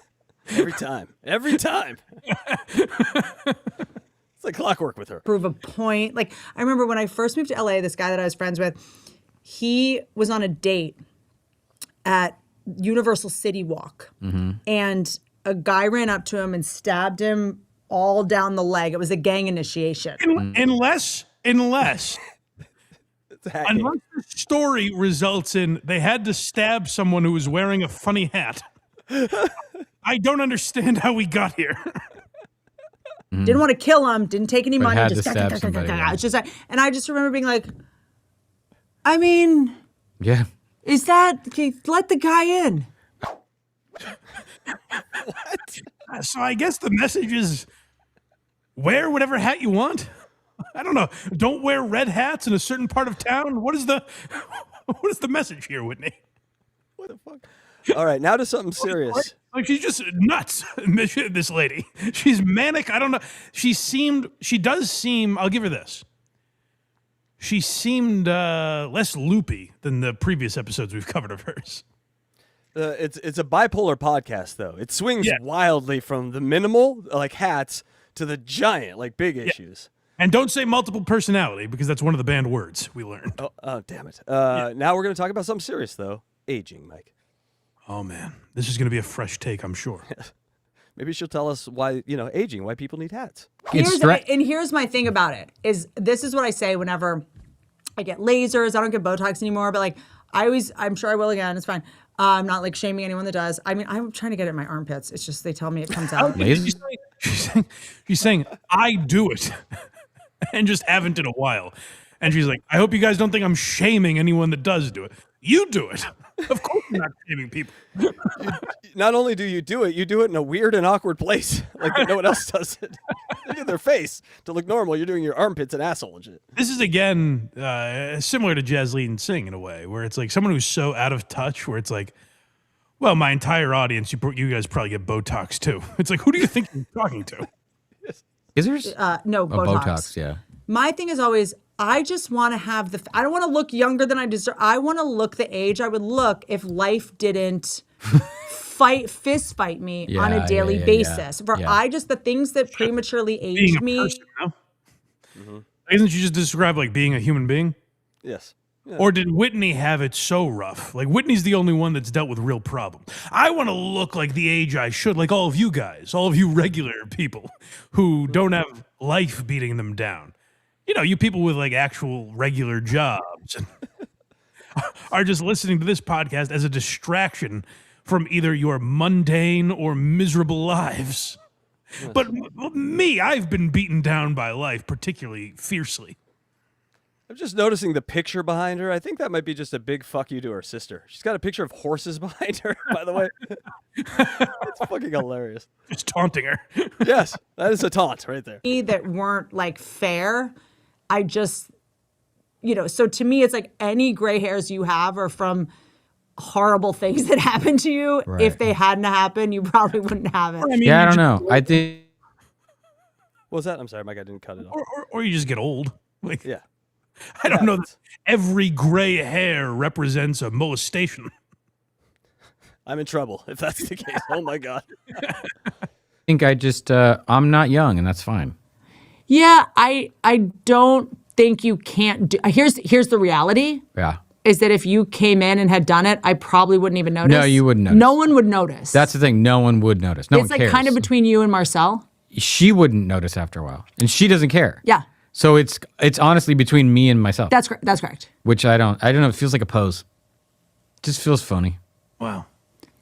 But then beauty's phony. Yeah. Aesthetics are phony. That's an interesting point, Kevin. Still don't know how to wear my hat. They really are so terribly brave for almost aging naturally. Like only getting some Botox, In LA, that is kind of brave. Like these two, how they talk, you don't hear a lot talking like that. It is. We should be applauding Whitney. That's courageous. Now she does this thing where she does a last question with these fan questions, Mike, which is like Coach HP. Yes. Do you have anything to ask me? Let us summarize. Hit me. One more question. Let's see. I may be out of them. Should I dye my beard? Why don't men bracelets? Golden retriever, condiments, snacks, pantry. We've done this type. I love him listing the golden retriever got me. Golden retrievers, hats. What can you discuss about golden retrievers? I would pay. This is a very blank wall here. I would pay a gross amount of money for that list just to hang right here. It's on its way, Mike. Piece of paper that says golden retrievers crossed out, hats crossed out. Electra, write that down. We're sending that to him. Hats. Golden. Let me hear that list again. Go back a little bit. Golden retriever. Oh, sorry. Go ahead. I like that he's reading it like he's reading back the minutes of a big important meeting. Also, it is, or like a grocery list. Here's the things we got to talk about. Maybe out of them. Should I dye my beard? Why don't men bracelets? Golden retriever, condiments, snacks, pantry. Anything. Condiments and snacks was two different conversations, Mike. That's two big subjects. You want to make sure you tackle both. He started talking snacks and the condiments, and she goes, "No, we have that coming up." I think you missed a third there. It sounded like pantry was a topic also. I gotta listen again. Sorry. I got so we've done this where we've done AMA type episodes, and what I do is I go to the listeners of this program, and I guess we do it in a way with super chats where it's like, hey, ask whatever. What are you guys interested in? And sometimes that might be a mundane thing. What's your favorite snack, or what kind of hats are acceptable? But it's interesting to the viewers this is going to like one of your friends who doesn't listen to the podcast. And evidently, like the way Whitney has spun it, this is a show that gets into like the Epstein files every week. Fluoride in the drinking water. And they're just like, hats, pro or con? Golden Retriever. I don't even remember the Golden Retriever talk, if I'm being honest. I went through the whole podcast, but I don't remember the hot take on whether we're for or against Golden Retrievers. They're cute. All right, moving on. Hey, what can you say about Golden? Yeah, what? Whitney, Golden Retrievers, go. What could her controversial take be? I wish I went back and found it now. I may be out of them. Should I dye my beard? Why don't men bracelets? Golden Retriever, Hat. condiments, snacks, pantry. Anything you think that's Gnomes, going to give me football, a modicum of biggest self-awareness mass or celebrity, the Steve audience a break from me talking about aliens. Oh, current Etsy search list. I like that she thinks we're not capable of taking a break. Like we're, checking into the just time stamping at the coal mine. We're going down for another. All right, Whitney's going to talk about the Epstein files again. We're going to have to get through that. This show is like that Billy Joel song where you just list things. You just make a list of giant things that she talks about. Let's go. Oh, I fit Etsy notification on my homepage. I have been using Poshmark quite a bit. Okay. Oh, well, excuse me if this isn't on my homepage. Vintage Sterling Victory Bracelet, World War II. Oh, cool. I'm getting into wars. Dude, Marcel kind of at the same time. I'm just so goddamn interesting. Aren't all my interests really unique? Like, again, if you get into wars, like Matt and Shane will talk about history sometimes on their podcast, and it's interesting. They're like surprisingly knowledgeable about a lot of stuff, and they talk about it in a very unique, interesting way that appeals to their audience. So if you're interested in wars, Whitney, what I would suggest is talk about the things you've learned, in an interesting or funny way. Don't just go, I like wars. I'm into wars now is not a subject. You got to pepper it with some facts or interesting takes. Well, we're at war, so I think there's a little bit of a hold on here. I came home the other day and there was a road. Hold on, we're at war? What is war? I should be knowledgeable, like Whitney's in the panic room. I should know what's going on if I'm going to weigh in on wars. She can't tell us how to wear a hat. Stay out of wars, Whitney. I don't want you. Yeah, right. Yeah, how big is the war? Hey, men's hats, your thoughts. If that leads to trauma in young boys, yes. What is the war topic contain? Her head might pop off. At the end of Roosevelt documentary thing on, and I was like, "Are you flirting?" Where are you on God these days, babe? Oh my God. I know you guys are gonna have to go to the Good For You podcast if you want Kevin's hot take on God. But I didn't have the stomach for it. Oh, that was fantastic. Yeah, so that's what all we right. did. Seems like she's doing well. We people were out of the crazy lady section. Give it up. Yeah. We made it. We did it. Now to Callen and Schaub. Almost worse. This was just weird. This is getting so bizarre. I don't know what Bryan Callen's doing. In the same episode, he mentions his daughter going off to college. He presented one of the strangest stories. And like that, I guess it's maybe an interesting news story to discuss, but the way Bryan presents it, I found fascinating. But let's hear him. This is just like an inappropriate conversation he's having about his daughter. I wouldn't love if my dad was doing this on a podcast, but I don't know their relationship. So I'm sure maybe she loves it. But let's hear Bryan Callen talk about his college-age daughter. Get ready to feel uncomfortable, people. Here we go. Is that? You think she'll be a sorority girl? I don't think so. Whoa. She's Brent, not. Already inappropriate. What? None of our business. I don't know what you're implying with that question. We're already, the first words of the clip, we're already in an uncomfortable territory. But let's find out, I guess. Will she be in a sorority? Doesn't play well with others. Yeah, it would get in the way of her academia. She's gonna be successful. Well, she was. You don't have to worry about that. Yeah, I think you just her- worry about her. Being the older, successful lady with a bunch of cats. Well, she's Worry about her getting drug walked. That's what I'd worry about. Yeah, right.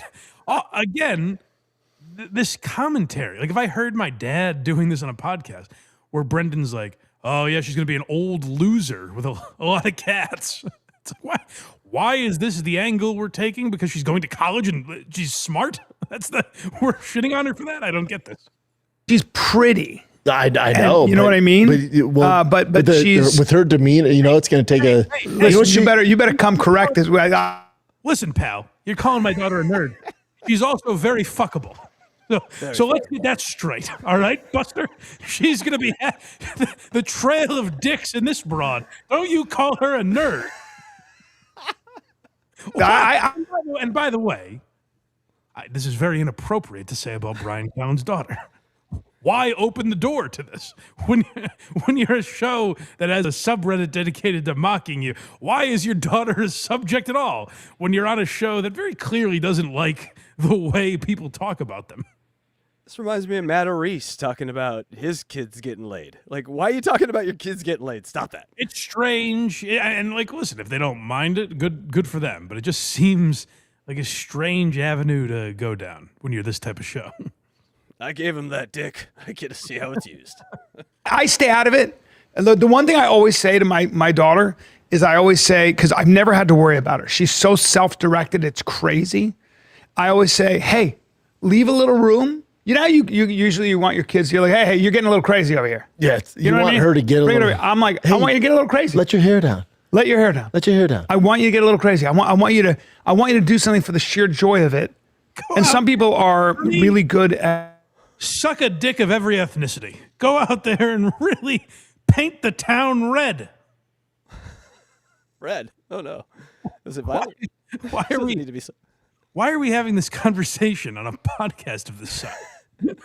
I tell my sweetheart, she's always got her nose buried in those books, and I say, get out there and have some real college fun.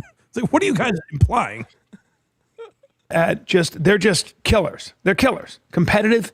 Some people are competitive, and they're just like, this is what I'm doing, and there's nothing else matters. There's no fog. She knows exactly who she wants, what she wants. It's tough when it's in the business world, though. That's where it's tough. Yeah. Yeah, you're gonna be successful. Yeah, I get it. Look, everybody has their own challenges. If you make a fortune, but she doesn't know anything else. To her, she's like, I don't give a shit. What's that? You know what I'm saying? Like for her. Even Brian's like, what are you talking about? What are we now dissecting the mental state of Bryan Callen's daughter? Like, what is this? And her ass. We're giving insight on whether or not she's studying. We don't know this person. This is just wildly inappropriate. It's like, yeah, I'm just gonna make all the money, buy a dope house. That's the plan. My guess she finds her counterpart as a man. It's gonna be tough. And then it's gonna be tough. I got news for you, It's gonna be tough.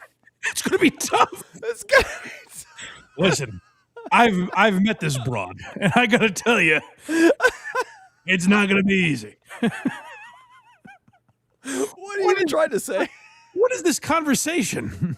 I get they're both dads. I get the idea of talking abstractly about their kid going to college and maybe studying too hard, whatever. They're literally like, I don't think she's going to find a mate. I don't think she's going to be able. I don't think she's going to be capable of finding a compatible life partner. It'd be tough. Oh, thanks, Brendan. It's going to be tough. That might be the greatest thing I'll he's ever tell you, said. Brian, I'm rooting for her, but the odds are stacked against her. I have met this gal, and she's no walk in the park. I took a look at her dumper, and I'm like, that's no sorority girl. God damn you. 20, whatever the fuck. By the time she finds a man, you know what I'm saying? Yeah, we'll see. We'll see. We all have our. Or she finds like, you know, like Serena Williams found fucking Cuckboy that started. That dude's so soft. I guess maybe she'll find a good cuck to boss around, like JASLEEN. I love Brendan. Brendan needs a relationship show. need to really talk about relationships. It's fucking amazing. That's the thing is, it's also very funny. And like I said, oh, this is like inappropriate. But what I mean by that, it's not really. Like I don't mind podcasts going into that territory. But what's weird about it is Brendan being so sensitive about people talking about him and constantly bringing up like these shows that make fun of me or these people on Reddit that make fun of me. If they just use their energy somewhere else, they would benefit the world. Like they could do great things. And then when left to his own devices, he's like, Serena Williams' husband's a fucking cuck. It's like, well, isn't that what we're all doing online? What's the big deal? This is a strange clip. You titled, What's happening here? And I don't have an answer for you. Okay, so this is just weird. Bryan presents a story in the news. And we heard his daughter's going off to college, so maybe he's worried about some of the challenges life can throw at a young lady. But Bryan has either presented the strangest straw man argument I've ever heard of, or is like titillated by this. I can't figure out his angle on this story, but maybe you guys can help me. Here's a question for you. So there's a woman. She was 24 years old. She met her biological father she'd never met before. He was, can't remember how much. Yeah, anyway. So are we playing the guess the ethnicity game? No. Oh, couple whites. Brendan.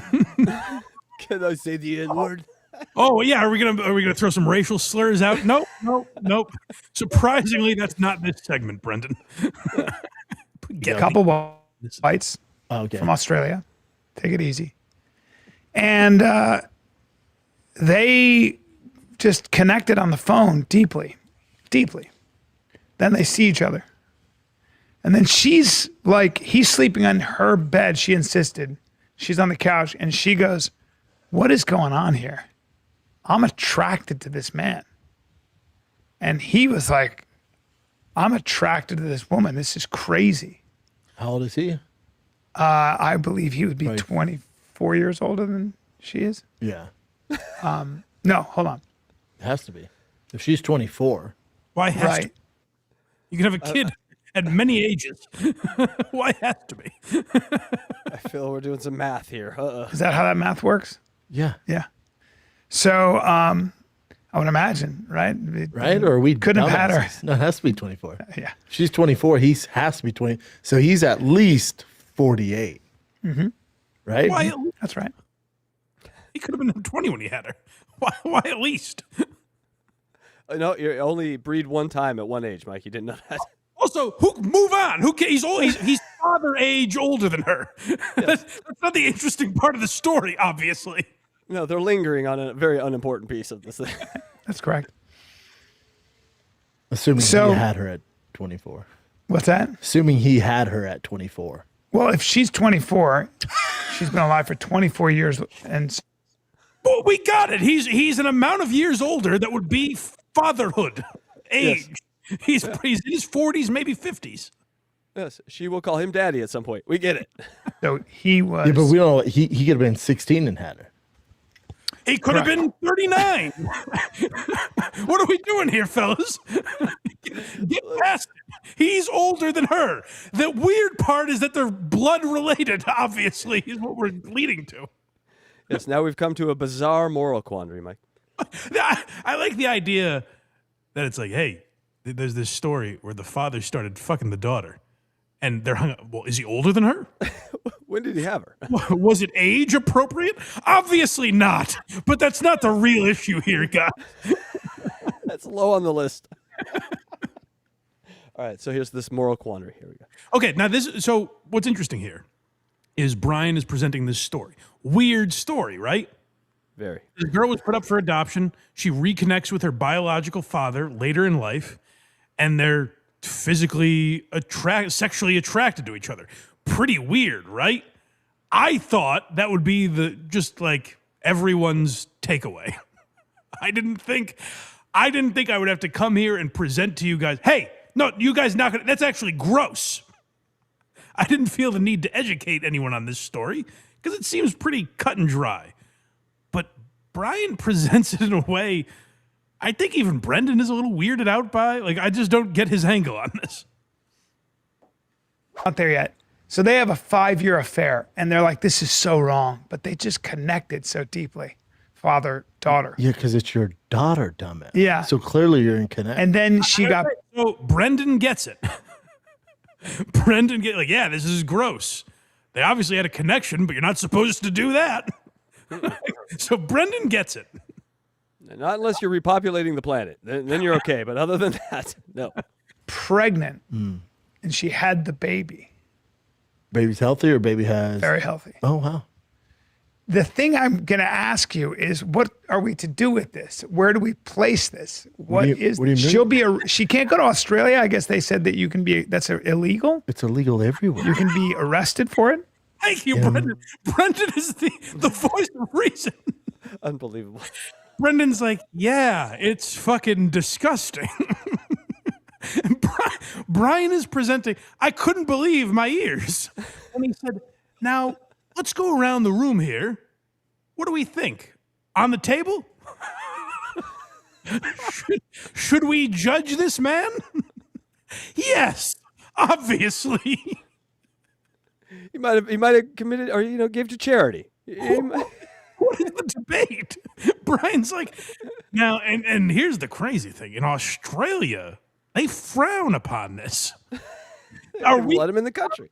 Are we going to get to a point in this country where we have laws like this? And Brendan has to be like, I'm pretty sure you can't do that here either, man.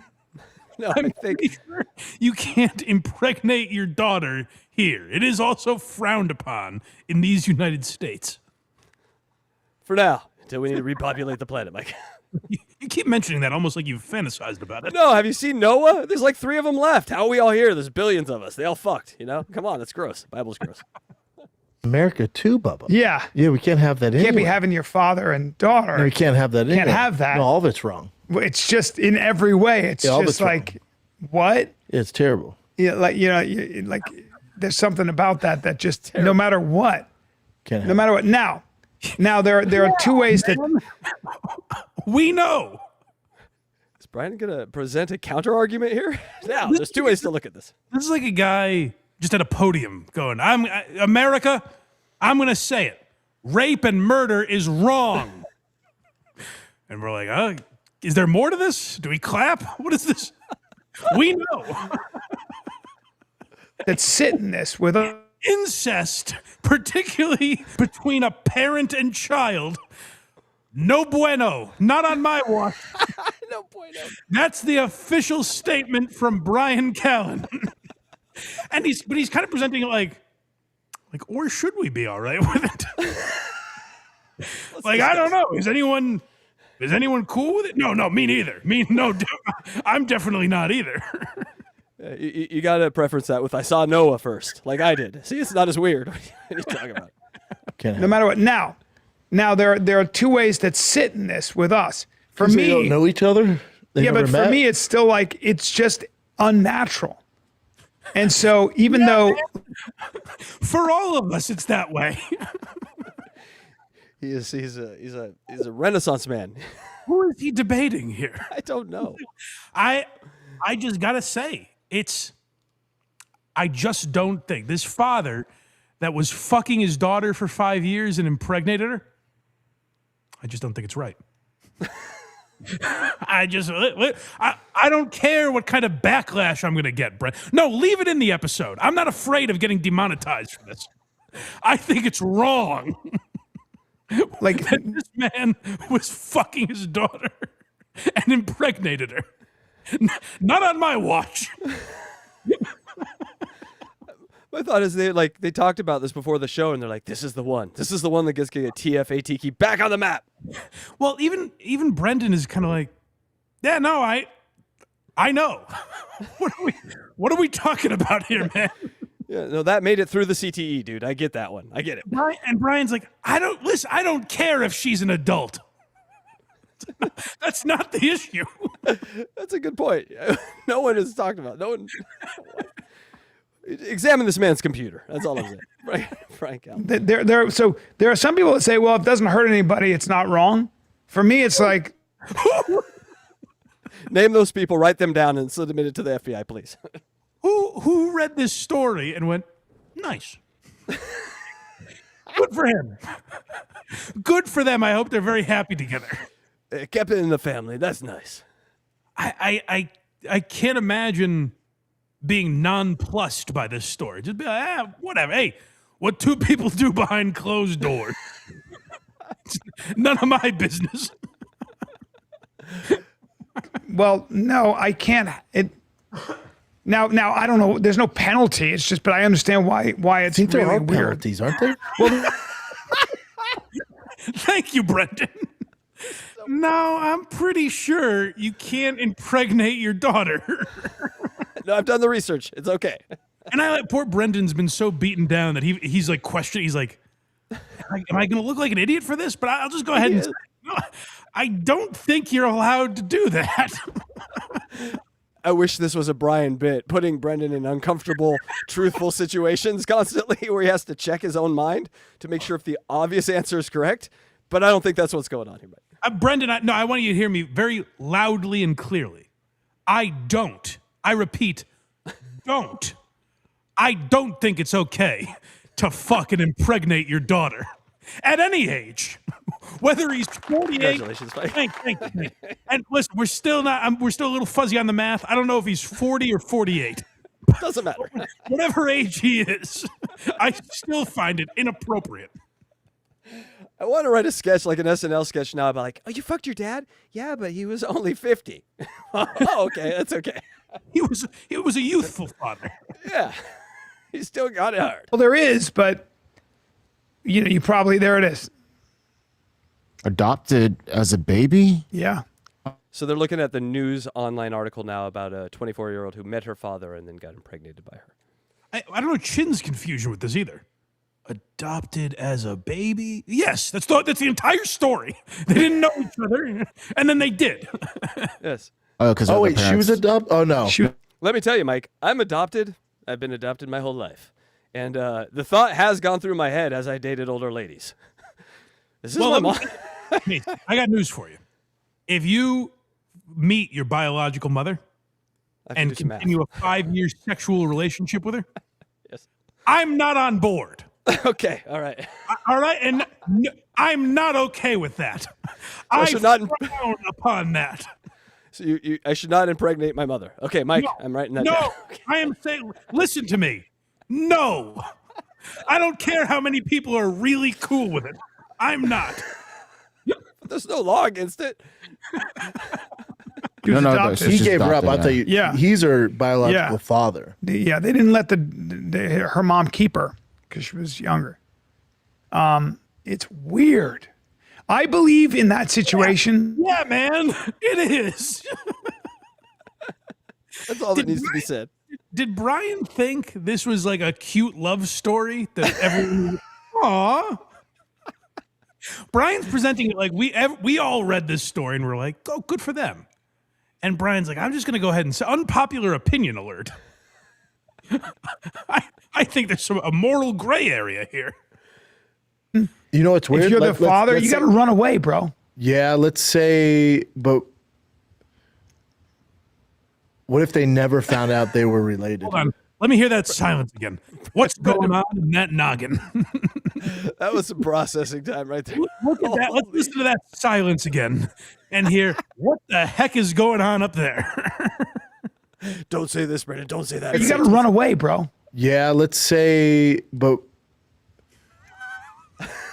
what if they never found out they were related? I understand. So it's kind of like the. Well, then we couldn't. There'd be nothing to talk about. I guess. The point is, they knew. That's how they met, and it's wrong. But I will give Brendan credit because he's like, I guess let me bail Bryan out of this. Let me find one way that you're not sounding like a retard right now. Yeah. Pressure that. Yeah, I get it. But also, you just like sometimes you just can't do. Like there are certain things you're not allowed to do. We know. This like tops the list, bro. We know. We know. We know the top 5 things. I can't even think of another. I keep saying rape and murder because I can't think of another comparable. Like, we're all in agreement. You're not supposed to do that. That'd be the worst thing ever. You're just discovering today. So you're attracted. You go like this. Watch. Up next, don't eat people. They're not on the menu. Right. I'm not okay. Listen, I watched a couple documentaries about Jeffrey Dahmer.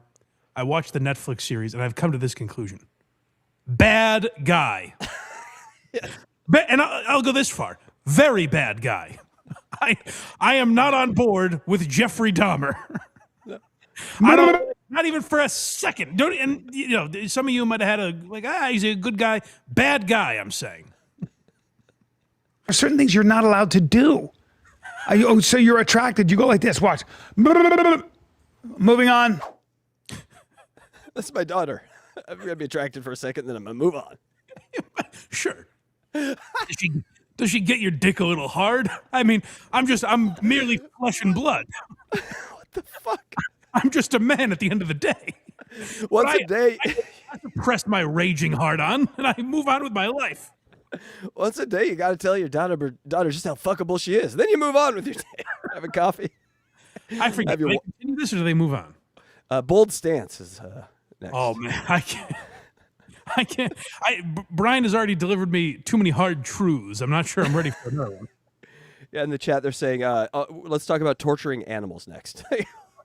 Guys, don't even bring it up. I'm not all right with it. To me, you might be asking yourself, Mike, what if the animal's been really bad? Mm-hmm. Even then, I say don't torture and maim them. Bold, Mike. Bold. To me though, to me as the man, like this guy, I'd be like, hey, bro, come on. There are.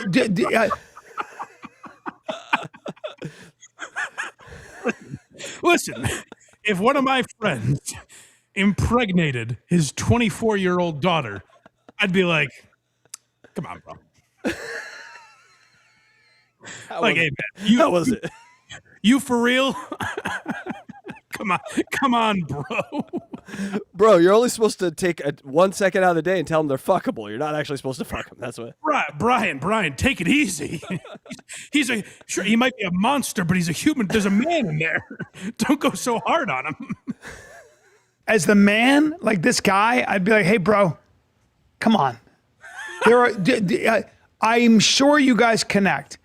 Like that's your. Oh, what? Why are you justifying this? I know she was wearing a really low-cut top around you, and she was kind of. I'm going to be honest. I saw some of this stuff. She was putting the moves on you a little bit. You know, I can't. Listen, you're a man. You know, you have urges. No one gets it more than me, but I'm going to come out and say it. I don't think that's a great look. No. To fuck your daughter for 5 years and then get her pregnant. If he did this as the closing bit to his stand-up special, it would be fucking hilarious. Just telling people not to fuck their daughter. Seriously, I would die laughing. Guys, I'm not okay with it. Biological daughter. Yeah, there should be something I just think you can't do that. There should be something in him that doesn't want to do that. Yeah, you got to go, like, again, watch. Yes, Brendan. And you can tell Brendan's like, what are we doing? I'm sorry. He feels like it's a trap. He's like, I am in a trap right now. Do you think you need to explain this to me? I don't fuck my daughter, Bryan. What is this? Drug walking also looks very innocent all of a sudden. Yes. Watch. Oh, what? But like, hold on. What are you doing? Yeah, but how about this? Let's say they met just randomly. She never met him. Obviously, he gave her up for adoption. They meet randomly at a bar. And then they have a 20-year marriage. Hold on, Bryan's zipping his pants down. Go on, Brendan. Why are we making it a scenario where it's cool? Let me turn on the porn music. Hold on, here we go. Hold on. What do we need to do? What world do we need to build to make this a cool guy? Let's say all the lights go out, the blackout in the city. You can't see it. You're just grabbing tits in a room, and it's your daughter. Beautiful family, and then they get their DNA done, and like, guys. Okay, that's different. Sit down. Because you didn't know. But still, is it still wrong? Not if you didn't know. No, wait, what? Bryan won. Bryan flipped him.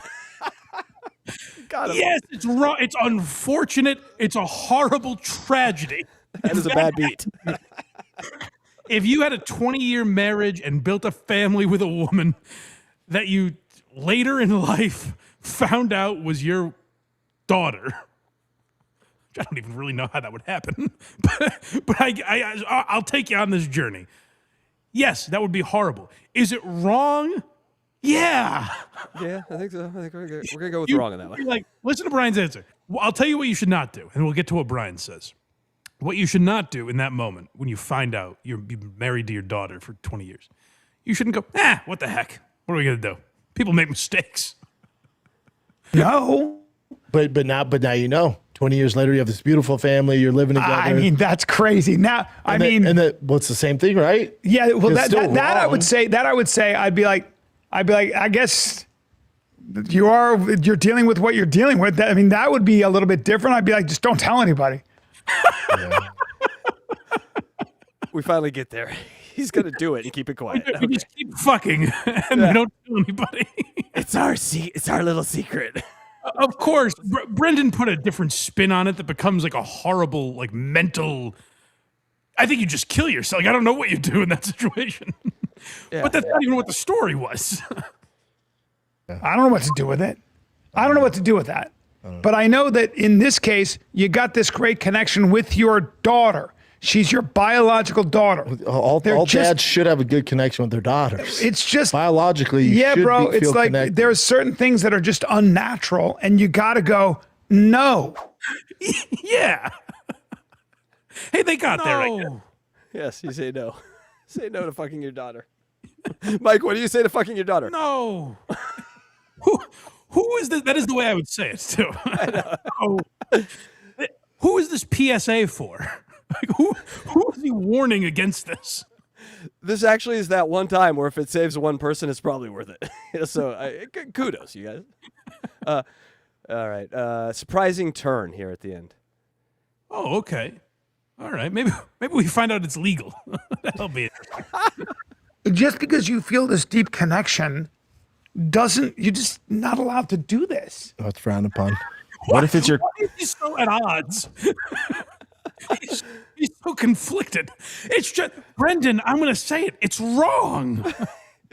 Does feel like a freedom was taken away a little bit. I can't do this. It's like Bryan thinks the writer of this article just wrote a piece on like a beautiful, like a romantic comedy. You know, like it was like they thought it was a sweet story, and Bryan's reading it like, no, this is wrong. They can't do this. Your cousin. I'm a little bit more. I want to hear. Okay. This is the surprising twist. I want to hear. Chin now brings a bizarre twist on this, where we're looking for how it could be okay. Yeah, this is like Mythbusters when they go to, all right, and it didn't work. Let's see how we can make it work. Yes, exactly. What version of this story would be a beautiful tale of romance? Oh, it's frowned upon. What if it's your cousin? I'm a little bit more. I'm a little more lenient. And not have. No. Come on, Mike, you haven't fucked a cousin? Oh, it's so good. What are we doing? It's still wrong. All right, now, Chin, you've brought us to clearly an okay place. Oh, your mom's brother's daughter. That's fine. I have to see the if it's your cousin. second I'd have to- cousin, if your cousin's a bona fide dime, yeah. If it's your second, third cousin, No. It doesn't matter how attractive she is.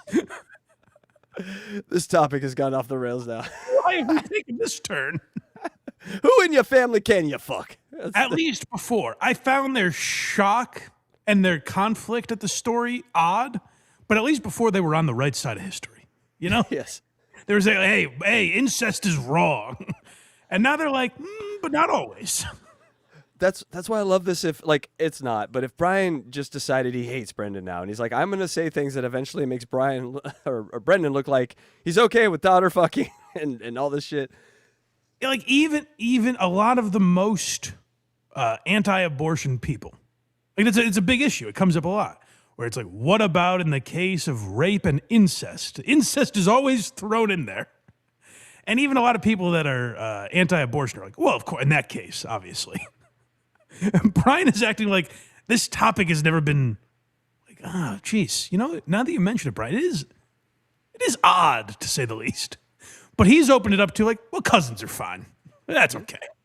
Yeah. Cousin? Second, third. I In got West you. Virginia, it's encouraged. Yeah, I mean, there are a lot of cultures where it's like, yeah. Second, third cousin, a little easier get pill to it. I get swallow. it. I get it. Daughter? No. Second, Daughters third and- cousin here. Third cousin, 100%. What? Not even a relation. 100%. Now we're just on board. Now we're all in. Third cousin, you should try and date, actually. Yeah, you should look them all up. Go to Facebook now, people. You're missing a whole dating pool. Jesus. Just swiping. You got family right there. Second cousin. What else you got, Jen? That is weird. What else you got? Get us out of Brandon's here. like, well, let's just anything else, huh? That is fucking fantastic. Very weird take by Bryan Callen. But I mean, I'm going to go ahead and say it. I agree with him. Don't fuck your daughters, kids. Second, third cousins on the table. That's on the table. that's up for debate. We're still litigating that. We are. All right. We're done with that subject. So Yay, super chat. is that better, Oh, guys? good. Better chat? Was that better? All right. We got a few super chats here. We got a Furious Flower just became a member. Welcome. That's right. You can grab a membership here at Blind Mike Project and see a bunch of great membership shows. We have Merch Mouse coming in. Love the show, Mike. Love all your content. Honestly, thanks for the effort. Thanks to Kragers, Casey, and Electra too. I never miss an episode. Love you, Merch Mouse. All right, and we've got Kragers. Something little kids. They're risen Kragers. Okay. By the way, Kragers was fucking hilarious last week, everyone. If you didn't see Blind Mike Project, go check it out last week. He was fucking... What is this? What are you, his agent now? I am. He's This love of Craig you have all of a sudden. It is a deep and I would say passionate love. He's like a family member. I'm gonna fuck him. Craig still slips. I mean, Casey still slips me, like when Very Good Show is up. Casey will send me the link and be like, feel free to retweet this. Just whenever you got time. Whenever you got time. What are you gaining from this? I gain nothing from nothing. Well, how many points do you have on Very Good Show? 0. But I wish I did because it's gonna be a monster. Those old blue hairs will love it. I like it. Yeah. Hey, we're listening here. 1022, two somethings. 24-year-olds? Don't get Craig excited because he put a comma in between the 20 and the 4. I've heard Craig say this before. Never your children. Never. No. I think that's very brave. It is. He's a brave man. Principled uncertainty, 5 things. So that's why his daughter is a hard pull. She's traumatized. Bryan, have you something to tell us? That's a good point. Holy shit. She'd be a cat lady. Yeah. Hey, we're listening here again with if there's one thing that Bryan doesn't like, it's women telling. That's right. I think we've hit where that all is coming from here. Because in court, your daughters can't testify against you, I think, or something like that. Or that's wives or something. Yeah, does Bryan want women to have just like no rights? Yes. It's like even in that case, they're wrong. And the great Bobby Pockets here, $9.99. Glad I was able to catch you guys live to make this donation. You guys stream way too early on the West Coast. Tell me about it, Bobby Pockets. Thank you, buddy. Thank you, buddy. All right, Mike, we have come to the king. Oh, yeah. King AZOULEY, we haven't talked about him in a while, but he's been in, he's just melting down online, so I thought he'd be fun to cover today. I don't know if people got on board for the King AZOULEY stuff, but I find him fascinating, where he's just a liar, right? Like he just talks about he lives in a $12 million home and flies on private jets, and he gets into feuds. Now, you would think, like today, if I said Elon Musk isn't really a trillionaire, that's bullshit. Elon Musk doesn't have that much money. I don't think Elon Musk would jump into the comments and start feuding with me. No. He's probably pretty secure about the amount of money he has. If you say King AZOULEY doesn't have all the money he has, he goes to war with you, which I found very interesting. And we get to find out why King AZOULEY makes the type of content he does. So for anyone that doesn't know, he's one of these like alpha male guys who's like, you know, if you let your bitch talk, you're treating her too well, like that sort of a thing. So let's hear from King AZOULEY and check in on what he's been up to lately. He's a truth teller, Mike. A truth teller. He sure is, and it's a burden on him. Like it's a lot of work to just constantly have to hit people with the truth. Do you really want me to sugarcoat things? Do you really want me to take it easy on you? Or are you coming on here to watch me to improve your life? Because when I say certain things, for some reason, I'm being extremely controversial. Like saying, if you're fat, you're fat. That's me telling you the— Hey. Whoa. A little close to home here. That's too much, King. Whoa. I know we've discussed fucking your kids and all that shit, but we're getting into dangerous territory, Mike. I like guys that are like, read any comments on YouTube, King. It's not a taboo subject to fat shame someone. It's like the last safe place left. I know. The truth. I'm trying to help you improve your life. So if I say something that triggers another human on the other side of the planet, that means that something is actually bothering them. But the people around them, which are their actual enemies, are telling them that it's fine. It's okay to be fat. It's okay to be lazy. It's okay not to do anything with your life. But it's not. This is a little the energy that like Tony Hinchcliffe's special had, where it's like, I'm gonna fucking go there. I'm going to go ahead and say it. You guys are too big of pussies to say what I'm thinking here. It's like, nah, it's fine. Like, normal people tend to agree with you. Even fat people agree with you, King. It's not ideal. You're on the correct side here. But he's presenting it like, I'll fucking go there, man. I'll say it. I'll say the things others won't. Like his entire existence is building a straw man to tear down. And like in the name of being edgy. Fat, you're fat. When I tell somebody you're broke, the only ones that get upset is the ones that see me with a fucking Rolls Royce in the background, a $12 million home, traveling the world, flying private jets, doing whatever it is that I want to do. And they know that— a lot of what it's said. We can't really talk about Aaron anymore because he's not on YouTube, and I refuse to use Rumble. It's a pain in the ass. It is so hard to clip from. Oh my god. Obnoxious. Yeah. But this is a little of what Steel Toe does, where it's like, man, people are making fun of me on the internet. I must be pissing people off. Everyone's seething at how dangerous I am. What a bad boy I am. It's like, no, people make fun of you and they think you're lying, King. Like he just lists off all the things they think they're like, yeah, I don't think he has a $12 million house. He's like, oh, you're mad because you're poor and I'm rich. No, we just think you're lying and like making fun of you. That's kind of all it is.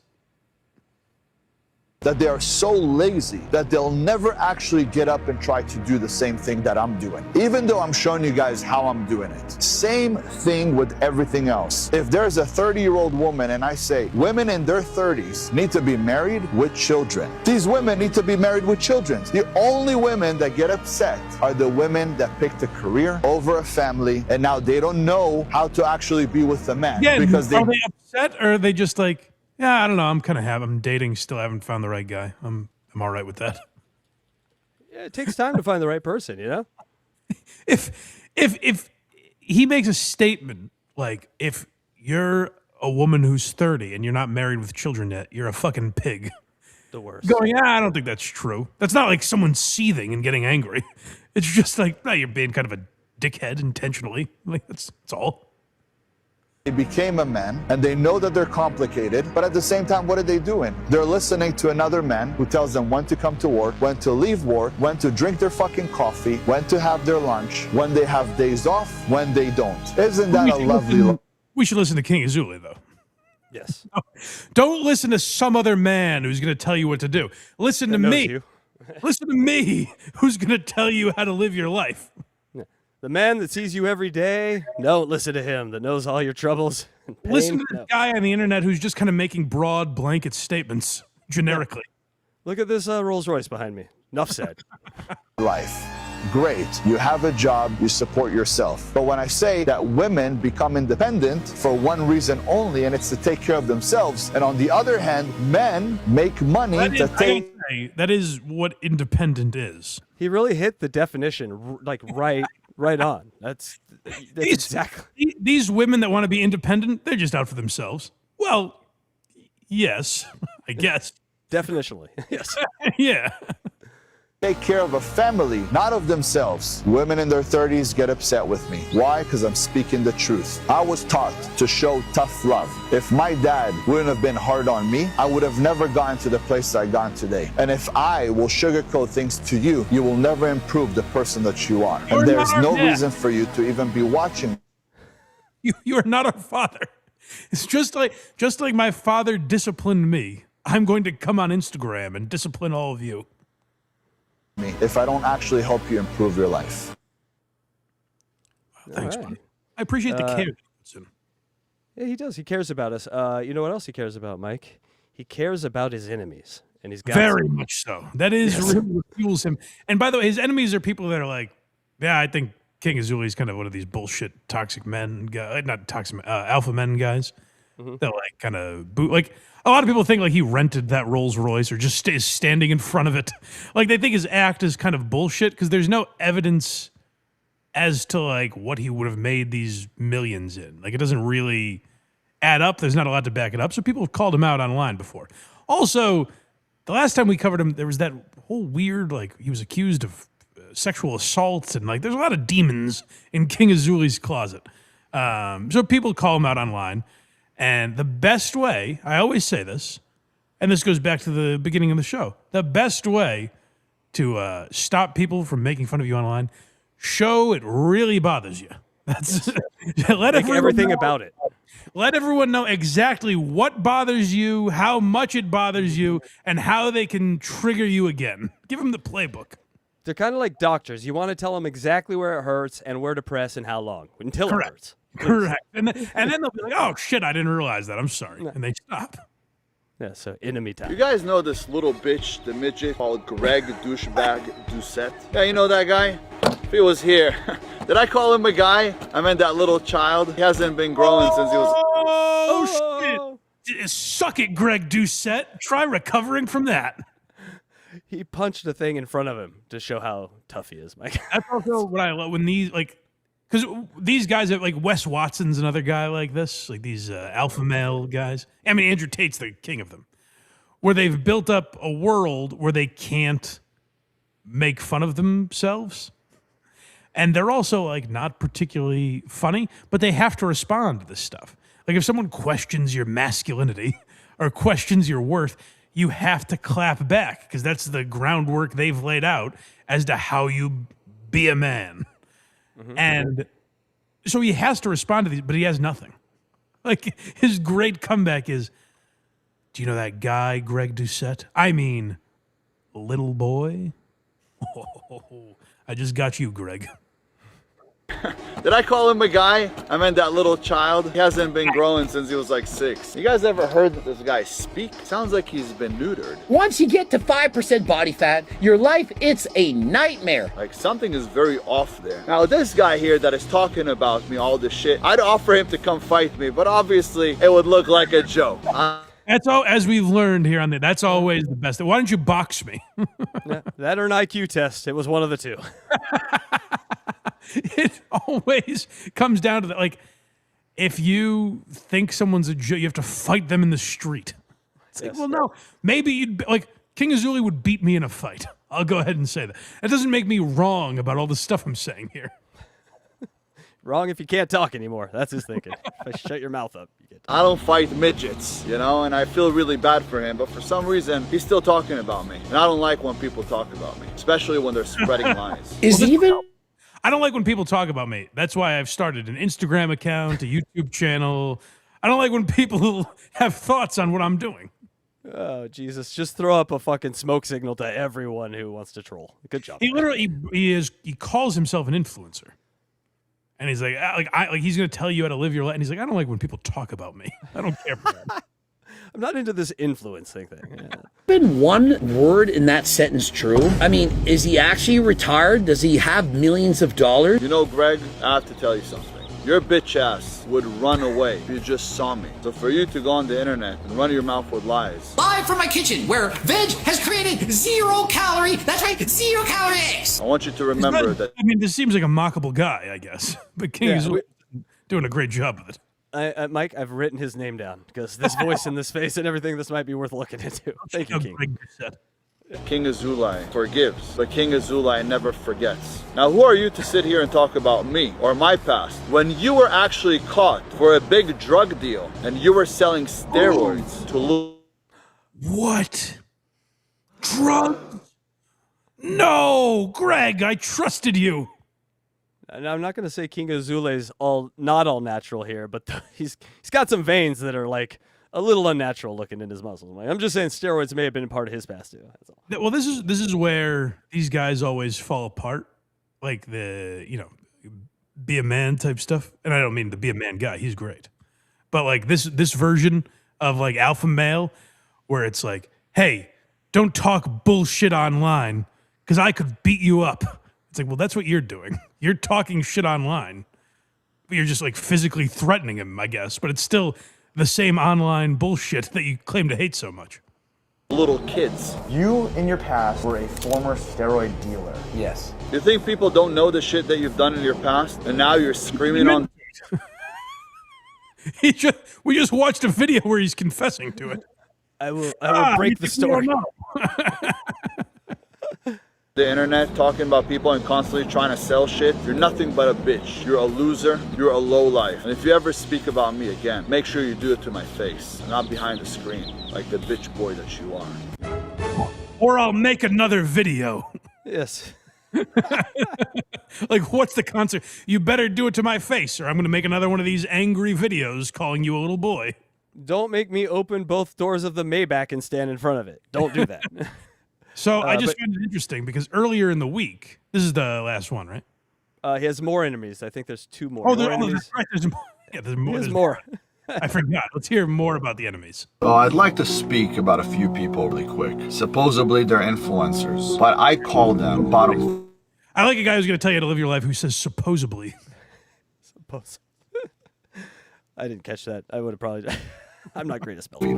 They are the shit of the internet. I'm always shocked how many people let me into their mansions, considering I've got 58 felonies on my record. When you watch them, all you want to do is either the person that they're talking about or yourself. They're not influencers. What they do is unbelievable because they're so good at capturing the attention of the weak. They're preying on the weak, getting you to watch hateful content. Hold on. Isn't that literally what we're watching him do? Yes. We're preying on the weak while watching him prey on the weak, watching him complain about preying on the weak. His goal is to convince people that don't have their own correct frame of mind already. Like they don't have their own way of living life. He's going to tell them how to live life. I guess you could call that preying on the weak, which is exactly what we're doing. And with that content that you're watching, you're actually taking away all of your time, destroying your life, not being productive, not doing anything with the gifts that God has given you. And at the end of the day, what do? You walk around the earth angry, upset, and believing their lies. Things like this never happened 20, 30, 40 years ago. But all of a sudden today with the internet, there's a lot of idiots on the internet that are watching other morons. We're looking at them. Yes, we are watching one now. And people are watching another one watch me. Yes. So, I mean, this thing never ends. We're idiots. We're talking about this idiot who's talking about other idiots. You have summarized exactly what we are both participating in, King. It's a salsa line of idiocy you got going on here. That is great. That would be like if I just came on. I don't understand all these shows that react to people. Anyways, play another clip of King. And believing them. Well, let's talk about these people. And let me show you how your heroes are just a bunch of little and they ain't never gonna do nothing except make the next lousy irony. The odd irony of like alpha male bullshit, like influencing online, is they kind of expose what they need. Where King is always like, yes, these guys are not your heroes. I should be your hero. They think we look at any of these people as heroes. Yes. Anyone we watch, like if I watch John Cirasani, I'm like, that's my hero. He's teaching me how to gamble. It's like you're just filler while we're taking a shit, scrolling through Instagram.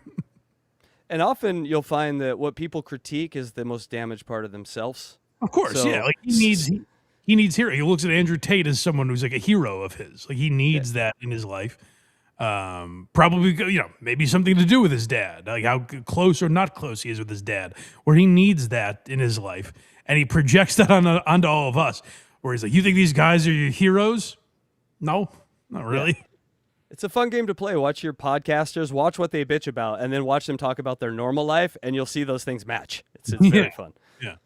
About King AZOULAY, the most interesting man on the planet. And I'm talking about Johnny Bravo, the little bitch. I'm talking about JD Delay. What Johnny Bravo is guilty of is investigating King AZOULAY's crimes and talking about them. So, like, talking about the sexual assault incident that happened and exposing that to a large audience. That's what makes him a little bitch, is talking about, not King AZOULAY, who's involved in those actions. It's the guy who talked about it. He dropped the F word on him. He does not like that man. That's tough stuff. That is tough.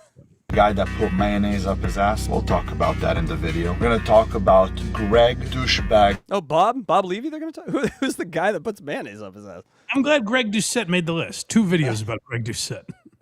We got to cover this guy, Doucette. You're up next, Doucette. Doucette, the little midget who's been oh yeah, and the 4th one, Tough Enough. The organization that invited me to come promote them and then had me taken out for a reason that I will expose. And I won't just expose the organization. I'll expose everything that happened from the beginning until the end. So you guys will know exactly the truth. But you know me, I like to wait. I like when there is chaos and people talking about me. And coming what a madman! Wait a second. Mike, he likes when people talking about him. Ignore what he said previously. Starting now. I like these guys that like think they're the Joker, like they're a villain in some chaotic superhero movie. Wah! I like chaos. He thinks of himself as such a bad boy. It's like, well, people are just scrolling Instagram. No one's taking it that seriously, man. Comments and giving me engagement. But once it's calm, I'm not enjoying it. I need the storm again. So while I'm sitting here in my $500,000 vehicle with my $100,000 AP and my $12 million home and everybody wishes they were me, I'm gonna make a quick video just for you. Mike, are you wishing you were the king? I wish listen, we all know I'm too much of a coward to make videos like this. I wish I had the guts like King AZOULAY. That is unbelievable. You to see who's the real of the internet. It's time for war. King AZOULAY forgives, but King AZOULAY doesn't forget. The ones that did me wrong, I guarantee you, it's just a matter of time. Never wrong, King AZOULAY. King AZOULAY is being watched by God. You guys are all gonna pay. This is it's very Stuttering John, where it's like, just wait for it. Wait for it. It is a wait for it moment. Watch what happens, and then just nothing ever happens. It's like, who do you think that's intimidating when there's never going to be another shoe to drop? Now, Mike, we're going to learn a little about the inside and the feeling part of King AZOULAY. Okay, yeah. So this is what I was excited to show you guys, is that if you might be sitting at home wondering, why does King AZOULAY do this? Why does he? What fuels him to make this content? And he explains, and I thought it was an interesting reason to have this persona on the internet. 9 years ago today, my son was born. Now this might be a little bit of a longer video than I usually make, but I want you guys to hear this. He was the most precious thing in my life. I remember when he first came out and I held him in my arms and I looked at him and I said, what a fragile little thing. I'll never leave his sight. I'll never go away from him. I'll be there forever. But about 3 years ago. Hold on. What's great is he's about to explain he's not in his son's life anymore. Jesus Christ. It's a very funny intro to be like, I saw this little miracle, and I said I'll never leave his sight. Anyways, I haven't seen him in 6 years. Here's the 3 pictures I had from the birthday, and that's all I got. But here's why it's a woman's fault. Totally. Absolutely. Years ago, I realized that I was losing in the courts, and his mother, she didn't hesitate to take him away from me because I didn't want to continue a relationship with her. I met her, and just a few weeks after that, she got pregnant. I didn't think it was going to be the person I was going to spend the rest of my life with. So, smoke show, by the way, just so you can't see your mic, but okay, yeah. Okay, nice, good for King. That was a cool. I didn't. I spoke up, and it is what it is. She ended up getting very. Show the mother on Instagram. They're locked in a custody battle. It's sweet of him to put her picture up. I'm sure that helped. Yeah, nice little docs. Hey, if you see her, let her know the king, he's happy. Having a good life. Fucking a lot of ladies. Don't need her. Very upset. I didn't want to stay with her forever. And she decided to pretty much kidnap him from me. Now look, I'm not coming at her pretty for much anything. Kidnap or win custody legally. Yes. It's a gray area. Because when people do things, it's Tomato, tomato. actually not them. It's God. God has a plan for everybody. And if she did something, she was just God's messenger. So I'm actually not upset with her. At some point in time I was, but later I understood that everything comes from God, whether it's good, whether it's bad.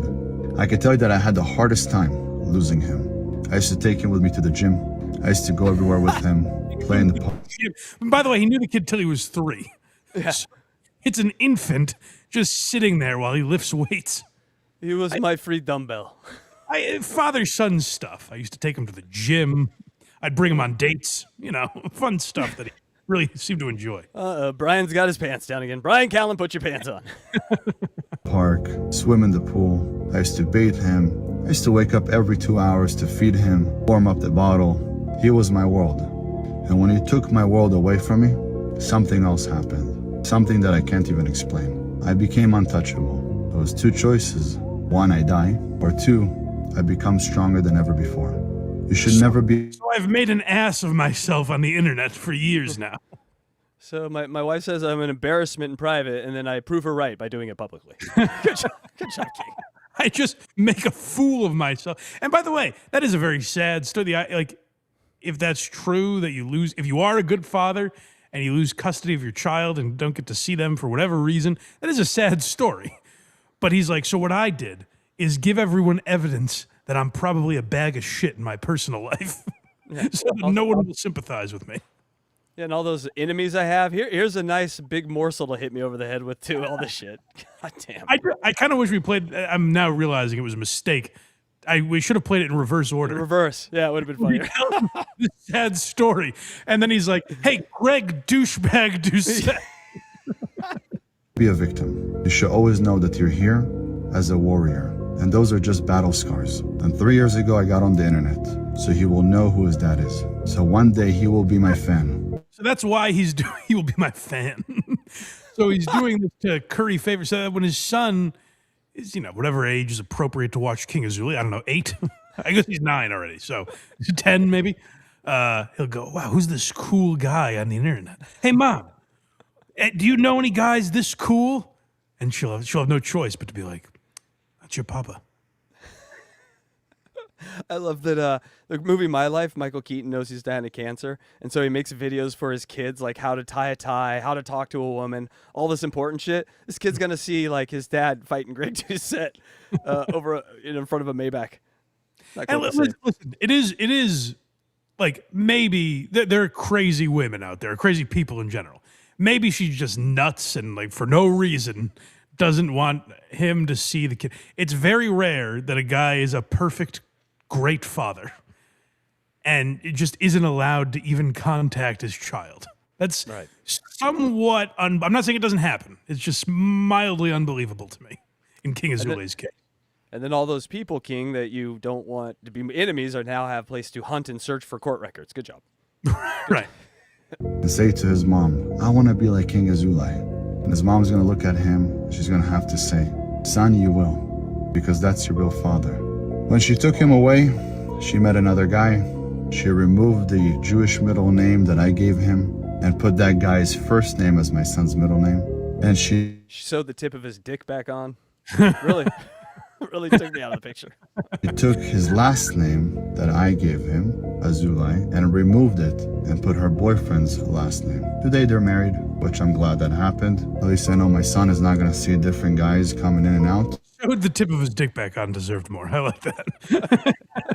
But at the same time, I have to do everything to earn him back. And I'm making these videos so one day he'll be able to look back and see that all of this was for him. Men go through a lot. Everything is we study a lot of these people here. And in their mind, in the mind of a lolcow, their life always plays out like a movie. Mm-hmm. And the King Azoulay's movie today is his son one day, like when he's old enough to have Instagram, going, man, who's this really cool guy who's jacked and has a lot of money? And his mom confesses, that's your father who I selfishly stripped you from. Yes. And the kid goes, fuck you, Mom, I'm going to live with Dad. Like, that's how this all plays out in King Azoulay's mind. It was a little more specific even. He said he would look at me and he would see, I want to be just like this man. Yes. Whoever this man is. Yeah, whoever this guy is, I want to be him. And then one day he finds out, wait, that's my dad? Amazing. We really do. We go through a lot of suffering. I've learned something, and I've learned it through a lot of personal experiences. A woman will destroy a whole family for her happiness, and a man will destroy his happiness for his whole family. That's just... I'm going to start using that. That's not bad, actually. That's not bad. I'm going to tell the skirt, listen, you people will... Let me hear it again. I got to nail this quote. Let me hear it again. Yeah, this is, guys, write this down. Get your pens out. This is an all-timer here. A whole family for her happiness. Hold on, let me go back. I've learned something, and I've learned it through a lot of personal experiences. A woman will destroy a whole family for her happiness, and a man will destroy his happiness for his whole family. That's just how... Slogan for the Blind Mike Project. Okay, writing it down, making the shirts. Done. That's pretty good. we are built. And I know on the internet some of you guys see me as the bad guy. I'm not sure why. Maybe because I act strong, act tough, got muscles, tattoos, a beard. But I want you to see... I'm just so handsome and cool, and I have a swagger about me that you all desire. And you think, man, that guy must have it all. And I do. But on the inside, I hurt, just like the rest of you. Love that he pointed out a beard. I don't know why. I made the list. I snuck on the list. I've got a beard. You hate me because I have a beard is something I was not on my bingo card this morning. Just another one of these beard having cool guys. I act strong, act tough, got muscles, tattoos, a beard. But I want you to... It's such an odd interjection there. see that when I was a little boy, I was a blonde little guy with long hair, and everybody thought I was a girl. I was the sweetest little boy, just like my son. But I've been through a lot, and I've been betrayed many, many times. And most of the times it was by women. But I never gave up my hopes. I still look for love. I still look for the right one. And today, the woman that will stand by my side has to represent me.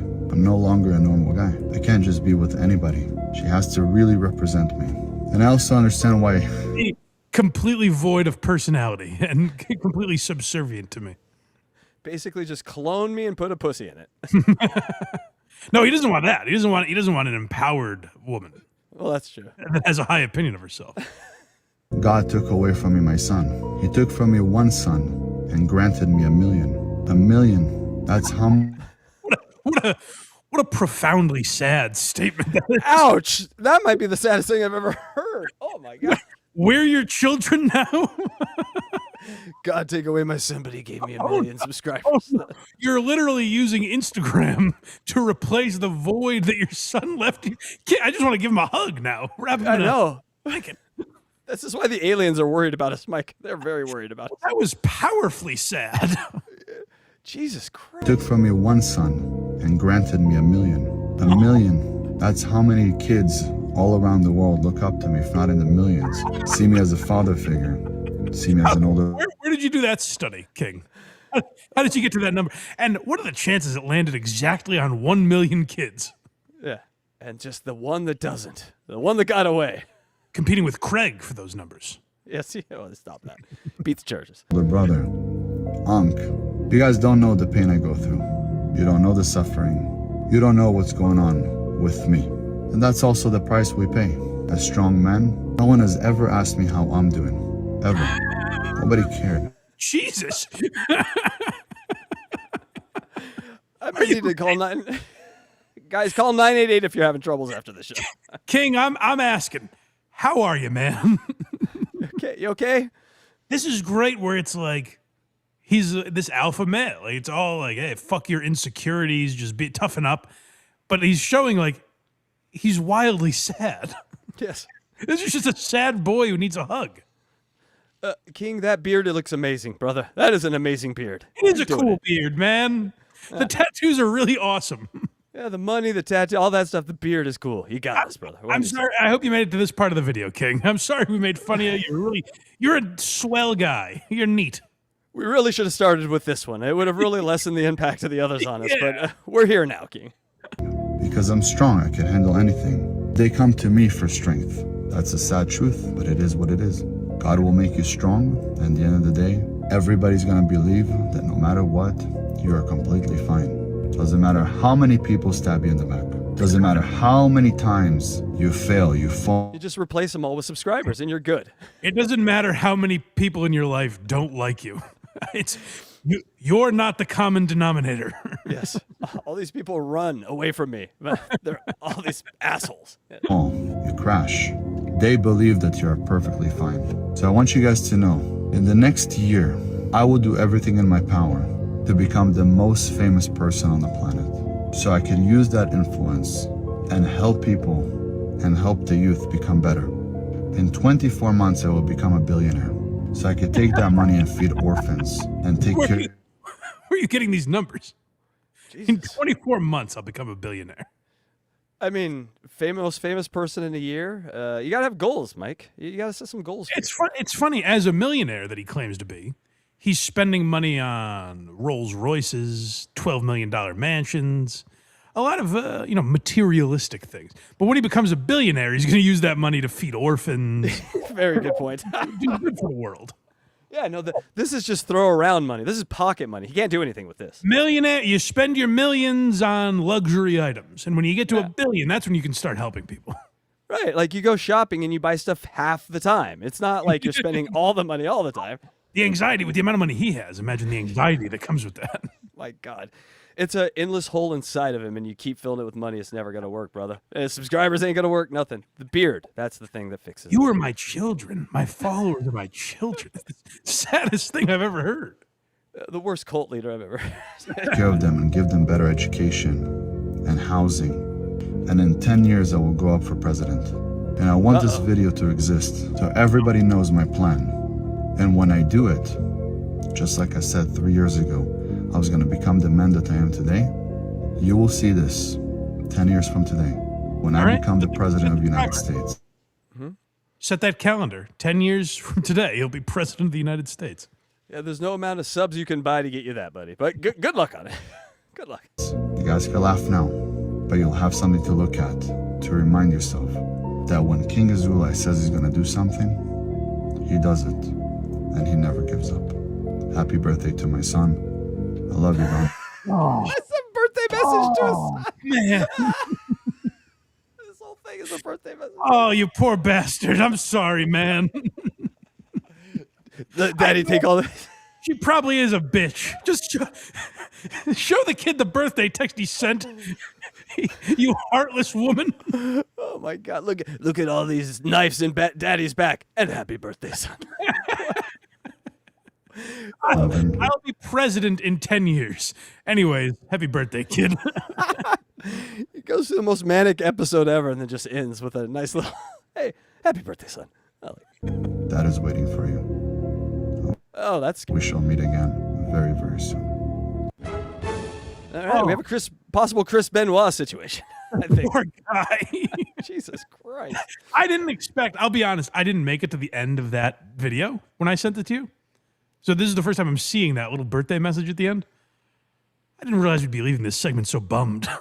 It is that's got me sad. Hey, lady, let him see him 1 weekend a month. All right, just come on, have a heart. I think GD Fenderson is a must now. Thank you so much, King, for depressing all of us. He may have made GD a nice palate cleanser. You're right. That's right. All right. Yay, super chat. Got a few here to get through. Thank you, wonderful gearheads, for donating. Hamilton Burgers, $64.40. Canadian $5. I left because I realized my 3-year-old child was small and weak, like Greg Doucette. Yeah, man, it's a tough realization. Greg Doucette. I can't wait to see what Greg Doucette does with that last video. Oh my gosh. Zato Chris Canesword. I don't know how to say this name. King AZOULAY is describing the plot to the movie Falling Down, starring Michael Douglas. Yes, he is. Can't take it no more. Brando 807, the great Brando. $2. This man bleeds just like us, but cooler with a beard.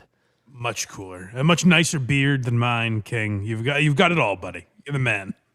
And DZ D93 199. Show looks great, Casey. Thank you, DZ. We'll send you the payment that we had agreed on earlier for that comment. Good. Mike, Can we do it? Can we do a little GD Fenderson? Yeah. It's, Fine. It's awful, but let's do it. All right. So you've watched ahead. I have not seen this yet. I tend to watch ahead just to make sure I don't fuck it up like I did the last one. All So, right. it's a good strategy for me Let's now. dive into it. I believe this is GD's third special, but we've gone out of order. Oh, I have something for that. So here we go, Mike. Here is GD Fenderson's specials in order. I have researched it finally. Okay. We have the Disillusionist Live in 2020. We Yeah, we have haven't my seen parent. No, and that one is actually hard because the sound sucks. My parent means well, the comedian's cut extended version 2020. That's the one we saw. That's with the writing underneath. We're in Psychomedy 101, The Jokes Less Traveled 2023, and he has one more after this, Psychomedy 201. Unplausible. So people demanded the sequel, and he delivered. So that's exciting. All right. So, Mike, we're coming out of a joke right here where he talked about touching black people's hair, and Craig found it hilarious. Oh, I'm sure he did. Yeah, I remember the last time we did not find it that bad, right? No, Oh, it was. Go ahead. It was a little more coherent than previous episodes. Here's the thing I want to pay attention to. People were suggesting this is a laugh track. Now, the point we made last time was it's very good editing if it's a laugh track. Because the crowd is seemingly mic'd like the same as him, where it's kind of grainy audio a little bit. So that's impressive work if this is a laugh track. I don't think it is. People did accuse him of that, so we want to keep an ear out for that, I guess.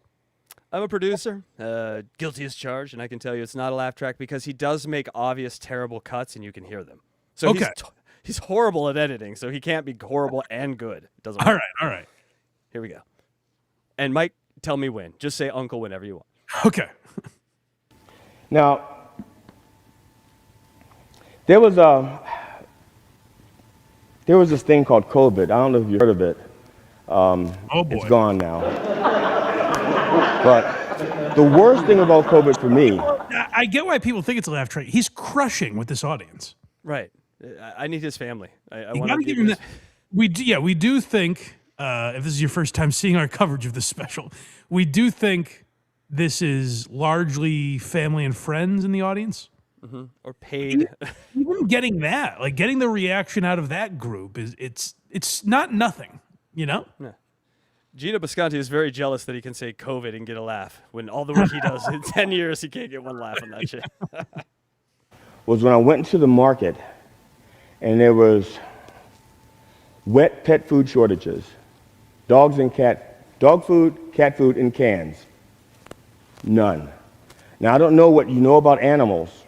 I don't know if you're an animal lover or not. I don't know. But animals used to be wild, and they used to eat meat. And if you think about it, we are just meat. And if you don't give them their food, we will become their next meal. I mean, and this is how it happens, okay? You may not realize this. Statistically speaking, 27 dogs every year accidentally shoot their owners. And you hear about dog shooters that they were hunting and the dog accidentally shot his master, okay? That can't be. What does he say? Number seems high. I've heard the story, like an accidental dog will step on a gun and it shoots the hunter. Oh, okay. But like one time I've heard that story in my entire life, not 27 a year. 27 per year. Yeah, you got to get a setup going. Sometimes it's interesting. I got to give him something here. This is an angle I have not heard before. This is unique. This is original. I'm with him so far. All right. And you know why that happens?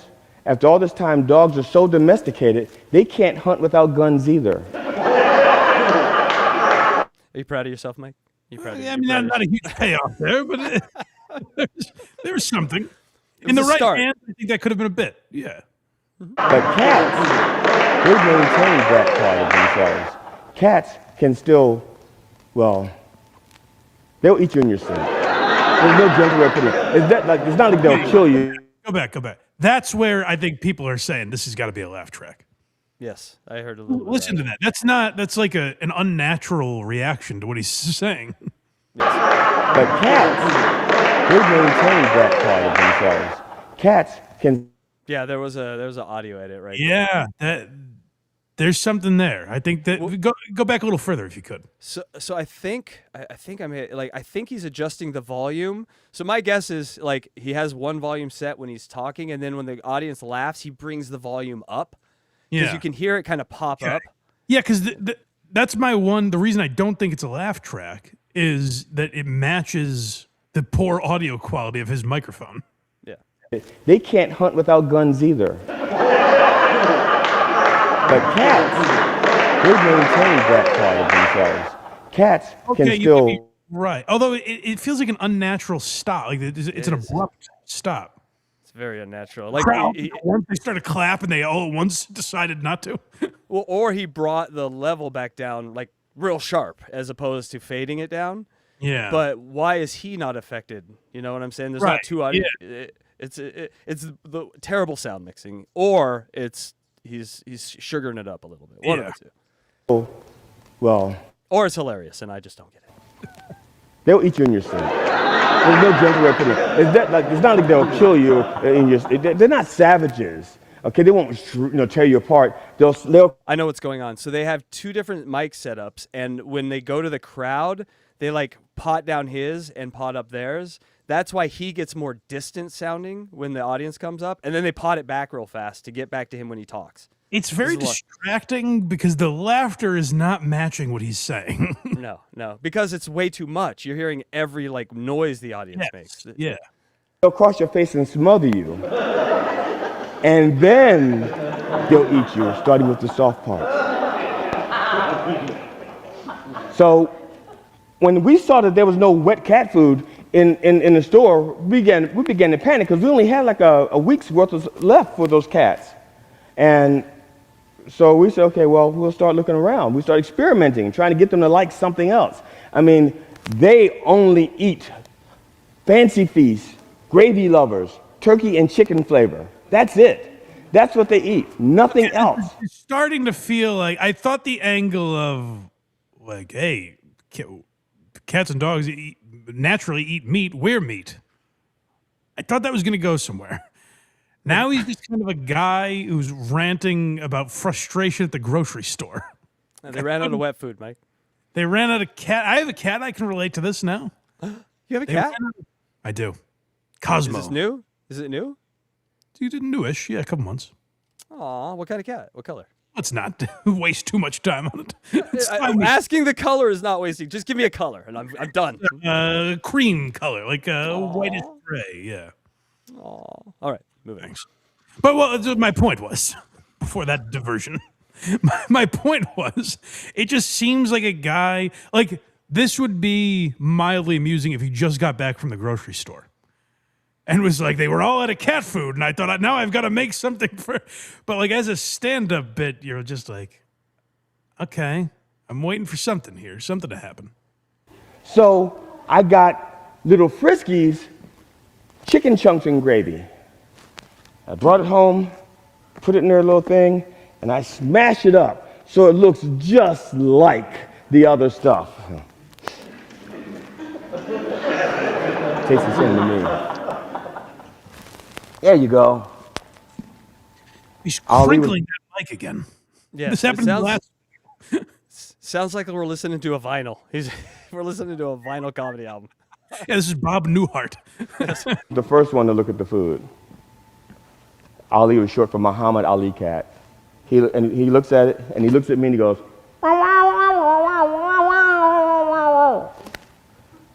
for those of you who do not speak cat, that's fuck you. And I didn't know that. They got a double laugh. They got a laugh, then the laugh at the laugh. That is... We're translating for cats now? This is pretty grim. GD, are you in the chat? What are you doing? What's going on in this? He had some momentum last time, but we have hit the skids here. I don't feel sad, though, anymore about King AZOULAY. So it worked in a way. That's just cat. now. That's cat for fuck you. You can do that about anything. You can make that joke in any context. Before COVID. Thank you. Okay. Elsie, you gonna try this? It's just like the other stuff. Elsie, try it. Elsie is short for Lucky Cat Fountain Woods. when we found her in the How woods. short for that? Lucky cat found in Found in woods would be. It would be LCFIW. Cosmo's a great name, by the way. Chat's loving it.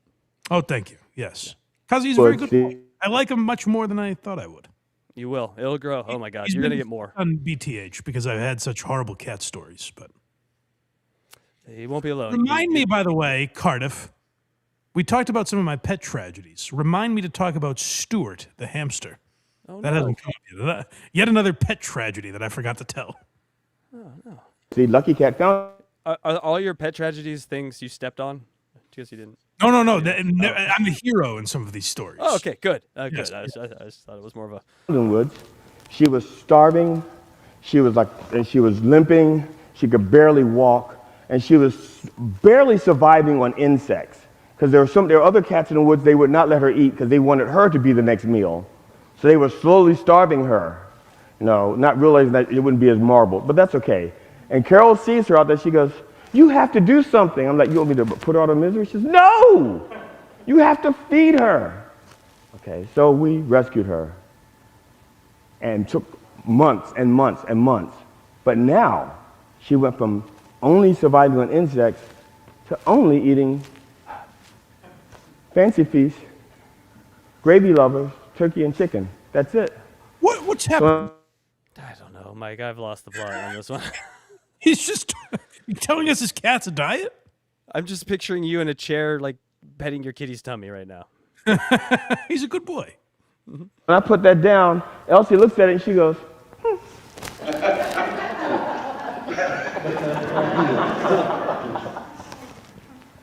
Now, those of you who've had kids know that sometimes kids have trouble eating everything that you put on a plate. And so you have to say things to them. When I was a kid, my mother had anecdotes she used to say to me to get me to try new foods. And it turns out that cats do not give a shit about starving kittens in Africa. Can you imagine just listening to your coworker do this? Like you have to sit there. Yes, I can. I would quit very, very shortly after the cat section. Sit there and entertain this guy who is doing material from like the 1960s. Go to my boss and be like, "Listen, man, I made it all the way up to the COVID section. Now I'm out. I can't do this anymore. Can you move my chair?" Those kids in Africa, they must have been really hungry. And what was that? How would they? The food is here in America. How would it even get to them? But I was a kid. I didn't realize.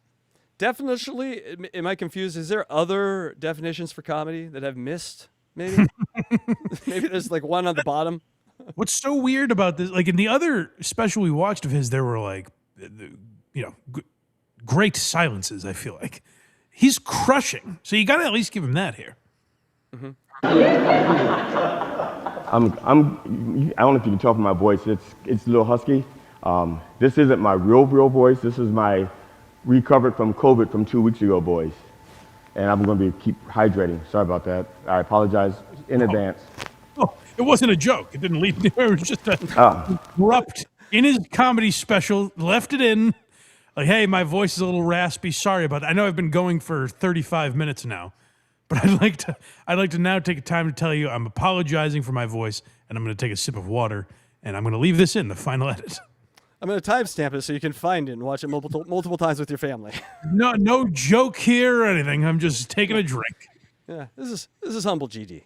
So now we're desperate to find food for the cats. We have to find what they eat. So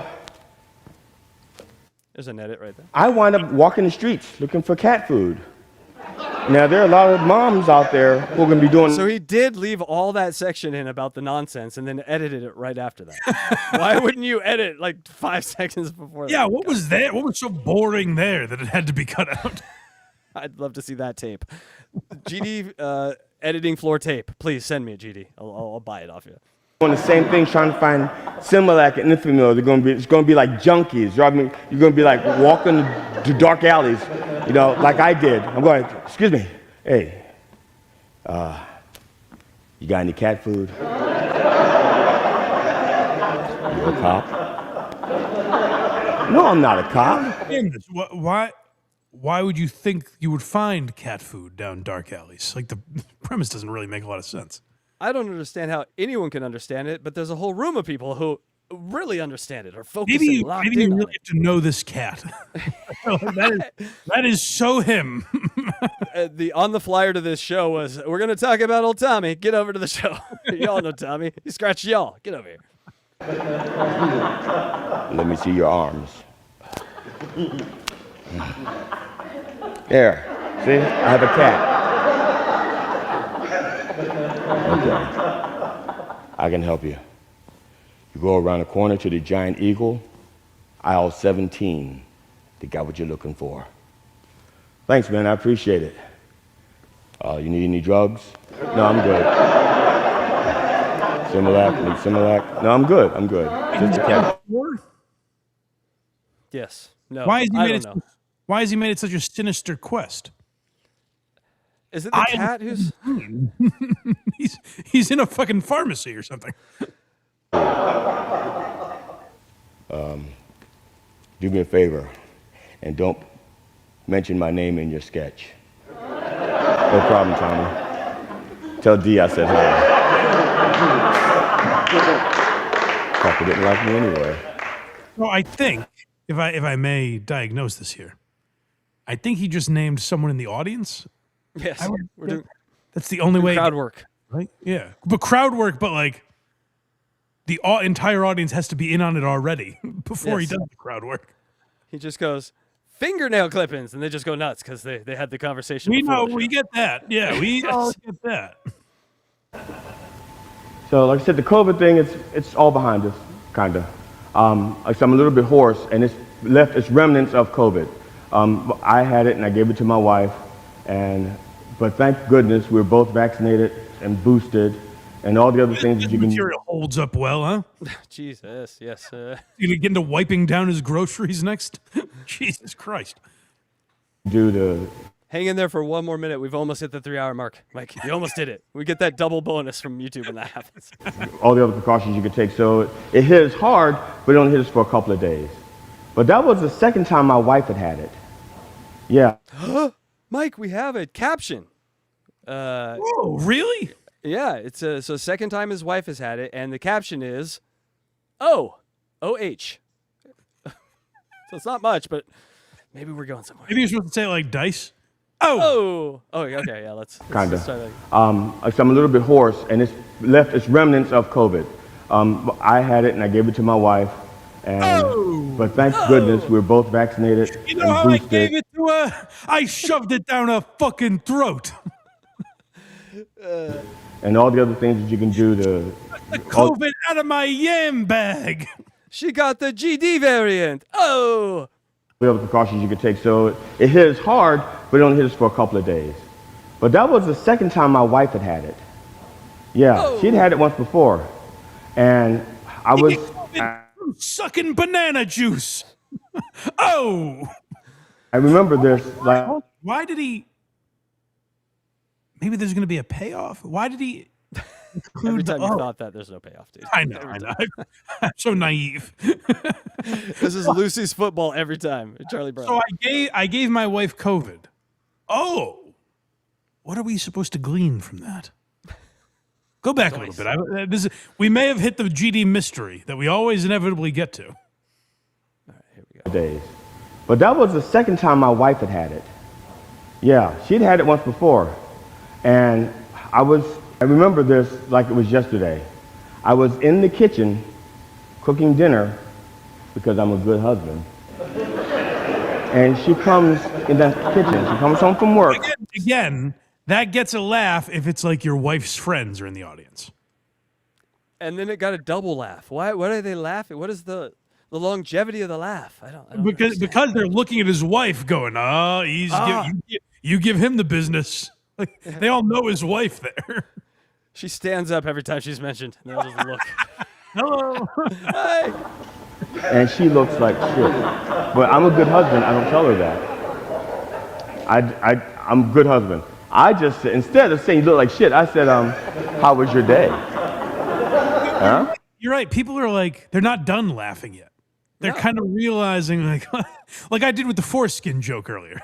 They laugh, And then they come back to it and they're like, you know what, that was pretty good. Yeah, like, GD, stop talking. We're still laughing at your last joke. You got to learn how to do this thing. Huh? How was your day? And she says, I don't feel good. I don't feel good at all. I feel terrible. And then she kissed me on the lips. As if to say, This is just like, that is so Tracy. We know how she always thinks she's sick. That's the only way this elicits laughter. Close your eyes and imagine a giant dinner table, and they're all sitting at it. That's what this is. This is just him holding court at a dinner table with his family. And I'm not saying, oh, GD is so unfunny here. I'm saying, I guess I am, but I'm saying, like, this is the setup. He's just like, my wife is sick, and the audience will go, ho. It's a laugh like, I know where this is going, even though they shouldn't yet. The joke's less travel. They don't travel far. They stay in the family. That's maybe what it means. say, if I go, you go. And then she goes to bed. She wakes up a few hours later and she has a temperature of 101. And a couple days later, she has a fever of 103. And she has the body aches. And she has all, the body aches, the pain, and she has these like colored blotches all over her legs and body. Sorry, African American blotches all over her legs and body. No! In 2020 or 2021, you're making that joke? Colored blotches. Sorry, African American. Oh, God. Edgy. Like, that's edgy in the COVID times right there. Tough stuff. Remember, right in them. Have you no decorum? George Floyd just died. Right. We're in the middle of the Me Too movement, damn you. Don't you? You monster. And after 7 days, I'm really concerned. And I don't want to go to work because I'm afraid of what will happen while I'm at work. I don't know if I'd come home and find her alive or dead. To be honest, I was that scared. I mean, if I go to work and I come home and she's dead, then I know the cats will have already started eating the soft parts. That was all the setup to this? Got cannibalism. We did it. We did it. Yay. What a lengthy setup. Or I could come home and she's alive, but she's so weak that she can't get the cats off her face. So that they can finish her off and eat the soft parts. They're eating her even though she's not dead? Yes, because she's too weak to fight them off. Yes. Also, I have to go back to something. You think cats eating a person would be cannibalism? Damn it. I just wanted to nip it in the bud before we get any comments about it. I identify with cats a lot. I like cats, all right? Damn it. Fuck, I made it all the way without being such an idiot. And so I was concerned. Still not as bad as me thinking you can pause live TV. But that's pretty, that's pretty bad. Yeah. And so you should go to a doctor. And Carol goes, I don't like doctors. I'm fine. I'm tough. Actually, what she said was, I'm wicked tough. She's from Maine. I'm wicked tough. So I'm concerned. And I start to prepare in the event that she doesn't make it. Oh, I didn't even get it because I'm from here. I didn't even get it. The joke is like, that's how we talk up in New England. Oh. It didn't even register to me as a joke. I'm not tough. I'm from Maine. I'm wicked tough. Oh my God. I just thought it was a Maine shout out. I didn't Let me even hear it again. Yeah, hold on. Age 50. Maybe I'm wrong. I'm wicked tough. All right, a little before that. Carol goes, I don't like doctors. I'm fine. I'm tough. Actually, what she said was, I'm wicked tough. She's from Maine. I'm wicked tough. It's really more of a thing. Yeah, I think of like Stephen King when I think of Maine. I don't think of Wicked. Wicked pisser. I'm just from Bangor. Wicked pisser. The Celtics are the Bulls up here in Maine. I'm concerned, and I start to prepare in the event that she doesn't make it. Because this is early in COVID, and nobody really knows what to expect. You know, what kind of pre-existing conditions that could be the thing that push you over. Like her pre-existing condition is she has me for a husband. Heyo. I don't know. The friends and family didn't care for that one. That great point. They'll laugh at fucking anything. That was silent. Oh my god. Okay, let's start wrapping this thing up. Yeah. That she wants to fight through that, so she can stay with me. I don't know. But I'm preparing for the worst. And Carol wants to be cremated. You're right so, about Jesus. Really paused in a dark place there. But you're right about the audio mixing. The silence is getting louder, if that makes sense. Yes, the floor is rising. Yeah. We're hearing artifacts from like, a tick scratching its ass on the floor. We're hearing that. Yeah. I want to cremate her. And the thing is, she's lived her life over 3 states. The bulk of her life was spent in Maine, where she grew up, where her family is, where her son is. Mike, do you think he's going to pick a state of mind? He's going to pick states, and then the third one would be a state of mind. Ooh, very good call, Casey. You've studied GD. Mm-hmm. Yes, the state of boredom being married to me. Yeah, I think you are spot on, yes. All right, so first one was a state. Friends, that's where bulk of her life is. Then there's Maryland, where we've spent most of our marriage and life together. And Florida, where we spent a little time together and she wants to retire. No, Casey, you thought there was a joke coming. Damn it. I got fooled again. It was actually just in the States. She's just another place. God. Which, by the way, who gives a fuck? I have to have 3 services for her because she has relationships and friends in all 3 states. What so, is she, Mike Jackson? No, you don't. She's not. She's not a senator. You don't got to roll her through different states. The Florida friends can fly up. You can send some flowers. They're really not that interesting. We're doing a service at the Staples Center. Of course we're doing one just for family, but we're taking this corpse on tour. See you at a stadium near you. I have to drag her ash up and down the East Coast. And when we're done, we'll just put her in the Gulf, which is where she wants to be. Just put her ashes in the Gulf. Mike, that's a good natural place if you'd like to stop. I think he's about to move on to something. He just moves on? I think he's about to move on. I think that's it. I think you're right. I'm about done, but let me hear the next words. Okay, this is my prediction is like he has that move on kind of face. Now, she recovered. Okay. It took a while, and she got a full recovery, and the fever went away, the body aches went away. Yes, recovery. It took a few weeks, but the colored blotches, so African American blotches went away. This took a little longer. No. Second time is funnier. I gotta admit. I think we're done when we find out what this joke is about. Well, we might be here forever. His wife was sick and then isn't anymore. I just need to get to the conclusion of this joke. Mm-hmm. And she made a full recovery. And I was happy. I was really happy that I didn't have to use those plans and break in another wife. I'm sorry, I'm set in my ways. I can't, it's bad enough that I have to introduce a wife to 2 cats that may not want her either.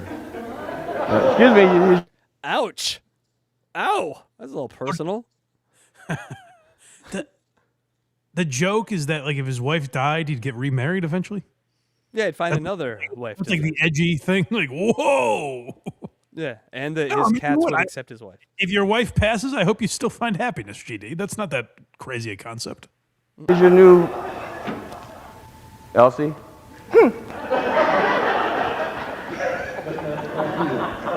Go back a little bit. It seemed like he was shouting at someone in the crowd. No, Elsie is so he does when he says right, the cat, and Mike, he puts his hand up in the back like it's a tail, and he walks around and struts like a cat. So that's what he's. You're missing some of the physical comedy. I miss a lot of it's like Sebastian. It's why I'm not a huge Sebastian Maniscalco fan. It's very physical. It's lost on me. If you listen to Tommy Boy, it doesn't have the same effect. You got to watch the flying around. I was happy that I got to keep my wife. And I was really happy that I didn't have to explain to the police why there was a dead white woman in my bed. And she's not a hooker. I think we're there, Mike. If your wife was pronounced dead of of COVID? You'd have to explain to the police that it's not a hooker you murdered? It's a white hooker. It's a white COVID hooker. You didn't know about the white COVID hookers back then? Oh my God. Okay. This might be the merciful end here. Yeah, let's see. I think he's hit it because the audience is like, "Good job, you're done. Move on." And let's see if he gets the hint. But I understand why, why Carol is reluctant to see the doctor. A lot of people have issues with going to see the doctor, and I understand why. See, a lot of people, they treat their doctors like booty calls. They only call their doctor like once every 3 years when something's up. They don't have a relationship with their doctor. It's like, hey, yeah, I know it's been a while. Yeah, can you see me tonight? Hello? Hello? Me, I have a good relationship with my doctor. Why is the doctor hanging up on them? Because he only calls every 3 months, and he wants a more Doctor regular. isn't accepting patients. I don't get the. Yeah, you don't booty call your doctor. That makes him feel worthless. You call him once a week and check in on him. I do relate to this. My doctor's always like, "You never call me anymore." Right. Very, I never hear from you. Yeah. You got those blood tests. I gave you the results, and we never talk about it. Like, how does it make you feel? I'm wearing thin, but he's not giving me a natural stopping point. I know this is I'm perfect. the same bit, but not really. Let's give it 30 more seconds if it goes somewhere interesting. Yeah.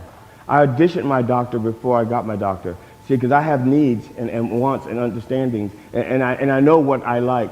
I prefer a female doctor, and part of that is because they're going to be putting their hands in place. Yes, the wife. The punchline was COVID hooker done with the wife. New scene. Yeah, you're right. Yeah, you're exact. That whole bit was to be like, I'm married to a white woman. The police wouldn't like that because it's 1960. Now doctors, huh? Go or no? Yeah. Places where most people don't get to put their hands. And if it's a woman doctor, I can at least pretend there's something else going on. If it's a guy doctor, well, and if I like it, I have to figure out. I was wrong. I don't have it in me. If it's a guy doctor, if I like it, is where we are out. People, we did it. We'll find out if he's gay next time. My God. Oh my God. Let's start there. Like, back it up, and we'll revisit this doctor calling joke. Craig, tag, you're it. We'll see. I take long breaks between GD, and even when I go back, I don't know if I quite have the stomach for it, but it's always nice to check in on the innovations of comedy. I'm curious to see if we see any more captions, because that was an odd... Yeah. It's just a one-off. It was a one-off on that one. Yeah. Yay, super chats. Thank you guys for a super chat. Make sure you super chat to grab a membership to the Blind Mike Project. Sally Fu, $1.99. What does BTH stand for? Blind Treehouse? Don't worry about it. It stands for it's for Blind Mike, Tukey, and Cardiff. Yes, that's what it stands for. If you know, you know. Yeah. Again, Sally Fu. I didn't realize HACKRIDE was in his 60s. Hey, how dare you? Just my hairline. All right. I also have abs. Leave me alone. Principled uncertainty. 5 somethings. I've never had them, so it's exciting. The audience reaction to GD's bits is a paranormal event. It should be studied by serious men. We're trying that. You make a good point. I'm we're too much of jokesters to be studying this. It should be handled with a little more care. This is like finding a Steel Toe fan and interviewing them with like a sound mod on and be like, why do you watch this? Yeah, what is this? Yes. All right, Mike, that is the show. Where can people find you? BlindMike.net as always, folks. We're live every Sunday at 10 a.m. if you get to catch us live, or just whenever and wherever you get podcasts. Video now available on Spotify as well. And Why Are You Laughing? Still going strong. We just did a bonus episode of Why Are You Laughing for Patreon and YouTube members about intern David from the Opie and Anthony show. So go check that out if you're a member. And that's a bonus episode. I don't think that'll be released on the regular feed. So if you want to check it out, become a member, or just check out all the free Why Are You Laughings, also available wherever you get podcasts. Like, subscribe, comment, and what are you clout chasers scamming people over at HackRideStudios.com? We are looking for anyone that'll give us a view, Mike. Subs, that's what it's all about. We ditch those kids and find real kids, subscribers. But no, go to very good Chow. get on that lasagna train. Out of this. I don't know what it is yet, but there's some angle here. Craig's happiness, and that's all I require. And then also, yes, go to HackRideStudios.com, where we still do shows. We're just taking a little summer break. But also, go to DJElectrify.com. Someone has a YouTube channel again. No. What? That evil hussy, not on my watch. No. It's too dangerous. Last night, Electra and I went to QWEL&NIGHTWALKER and Nightwalker's album release thing here in LA. We got to see Typical Cats, and I wanted to plug them because it's the best hip hop on the planet. And you can go find that show on my channel. I showed it live, Mike, so you can go listen. I know how you love underground Chicago hip hop by white guys that look like Craig. It's fucking awesome. And not to be too. I said this on Devil vs. Live the other day, but I will reiterate since I know there's been conversation about it this week. But the idea that Casey is doing what he does on this channel for his benefit is kind of baffling to me. He gets up early on the West Coast to make sure the show's streamed live every time he's on. He does a bunch of work with all the stuff, the videos that he cuts, the thumbnails he puts up, all that stuff, and asks nothing in return. So I don't really get why that's a bad thing, but I appreciate all his effort. So go support HackRideStudios.com and everything they're doing. And same to Craig, I guess. You know, despite all his flaws. Craig, perfect. Craig is a big, despite all of his the protests that he organizes and all of the despicable things that he does, Craig is also a major help to the program. So support the people that support this show, because as I always say, it would just be me staring at the wall here. You would never see it. I would come down and have the same conversations, but they would never be broadcast. So thank you to those guys for helping out the show. And that's it. We'll talk to you next time. Bye. And we have a meme transition. Hey, it's Boogie. Sappers through the way, everyone up. Now, this is a very interesting tip. Now, really, ladies, if you're listening, and men, and everybody in between. If I tell you you've got a homicide, buddy, you've got a homicide. I hope to hear from you soon. I am proud to own the Trumpy bear, and I will always be proud to be an American. Put it in the outro. Until then, have yourself a great day, and as always, There's no cum on my mic. rock on. Stop the baloney, huh? What kind of statement is that? I wrote it. One of my favorite players to cover when he was here was Mike Vrabel. Tell me Mike Vrabel's story. Whatever, dude. I keep it cool at the gym. Piss on it. Fuck you, Mike. Fuck you, Mike. Fuck you, Mike. All right.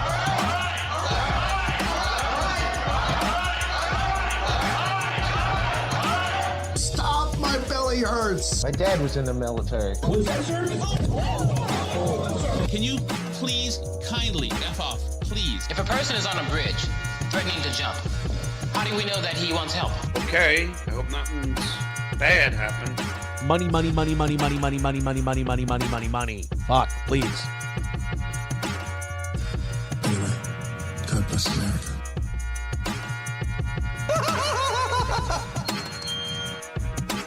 Put it in the outro. If you're hanging on to my coattails, you'll be kicking me in the thighs.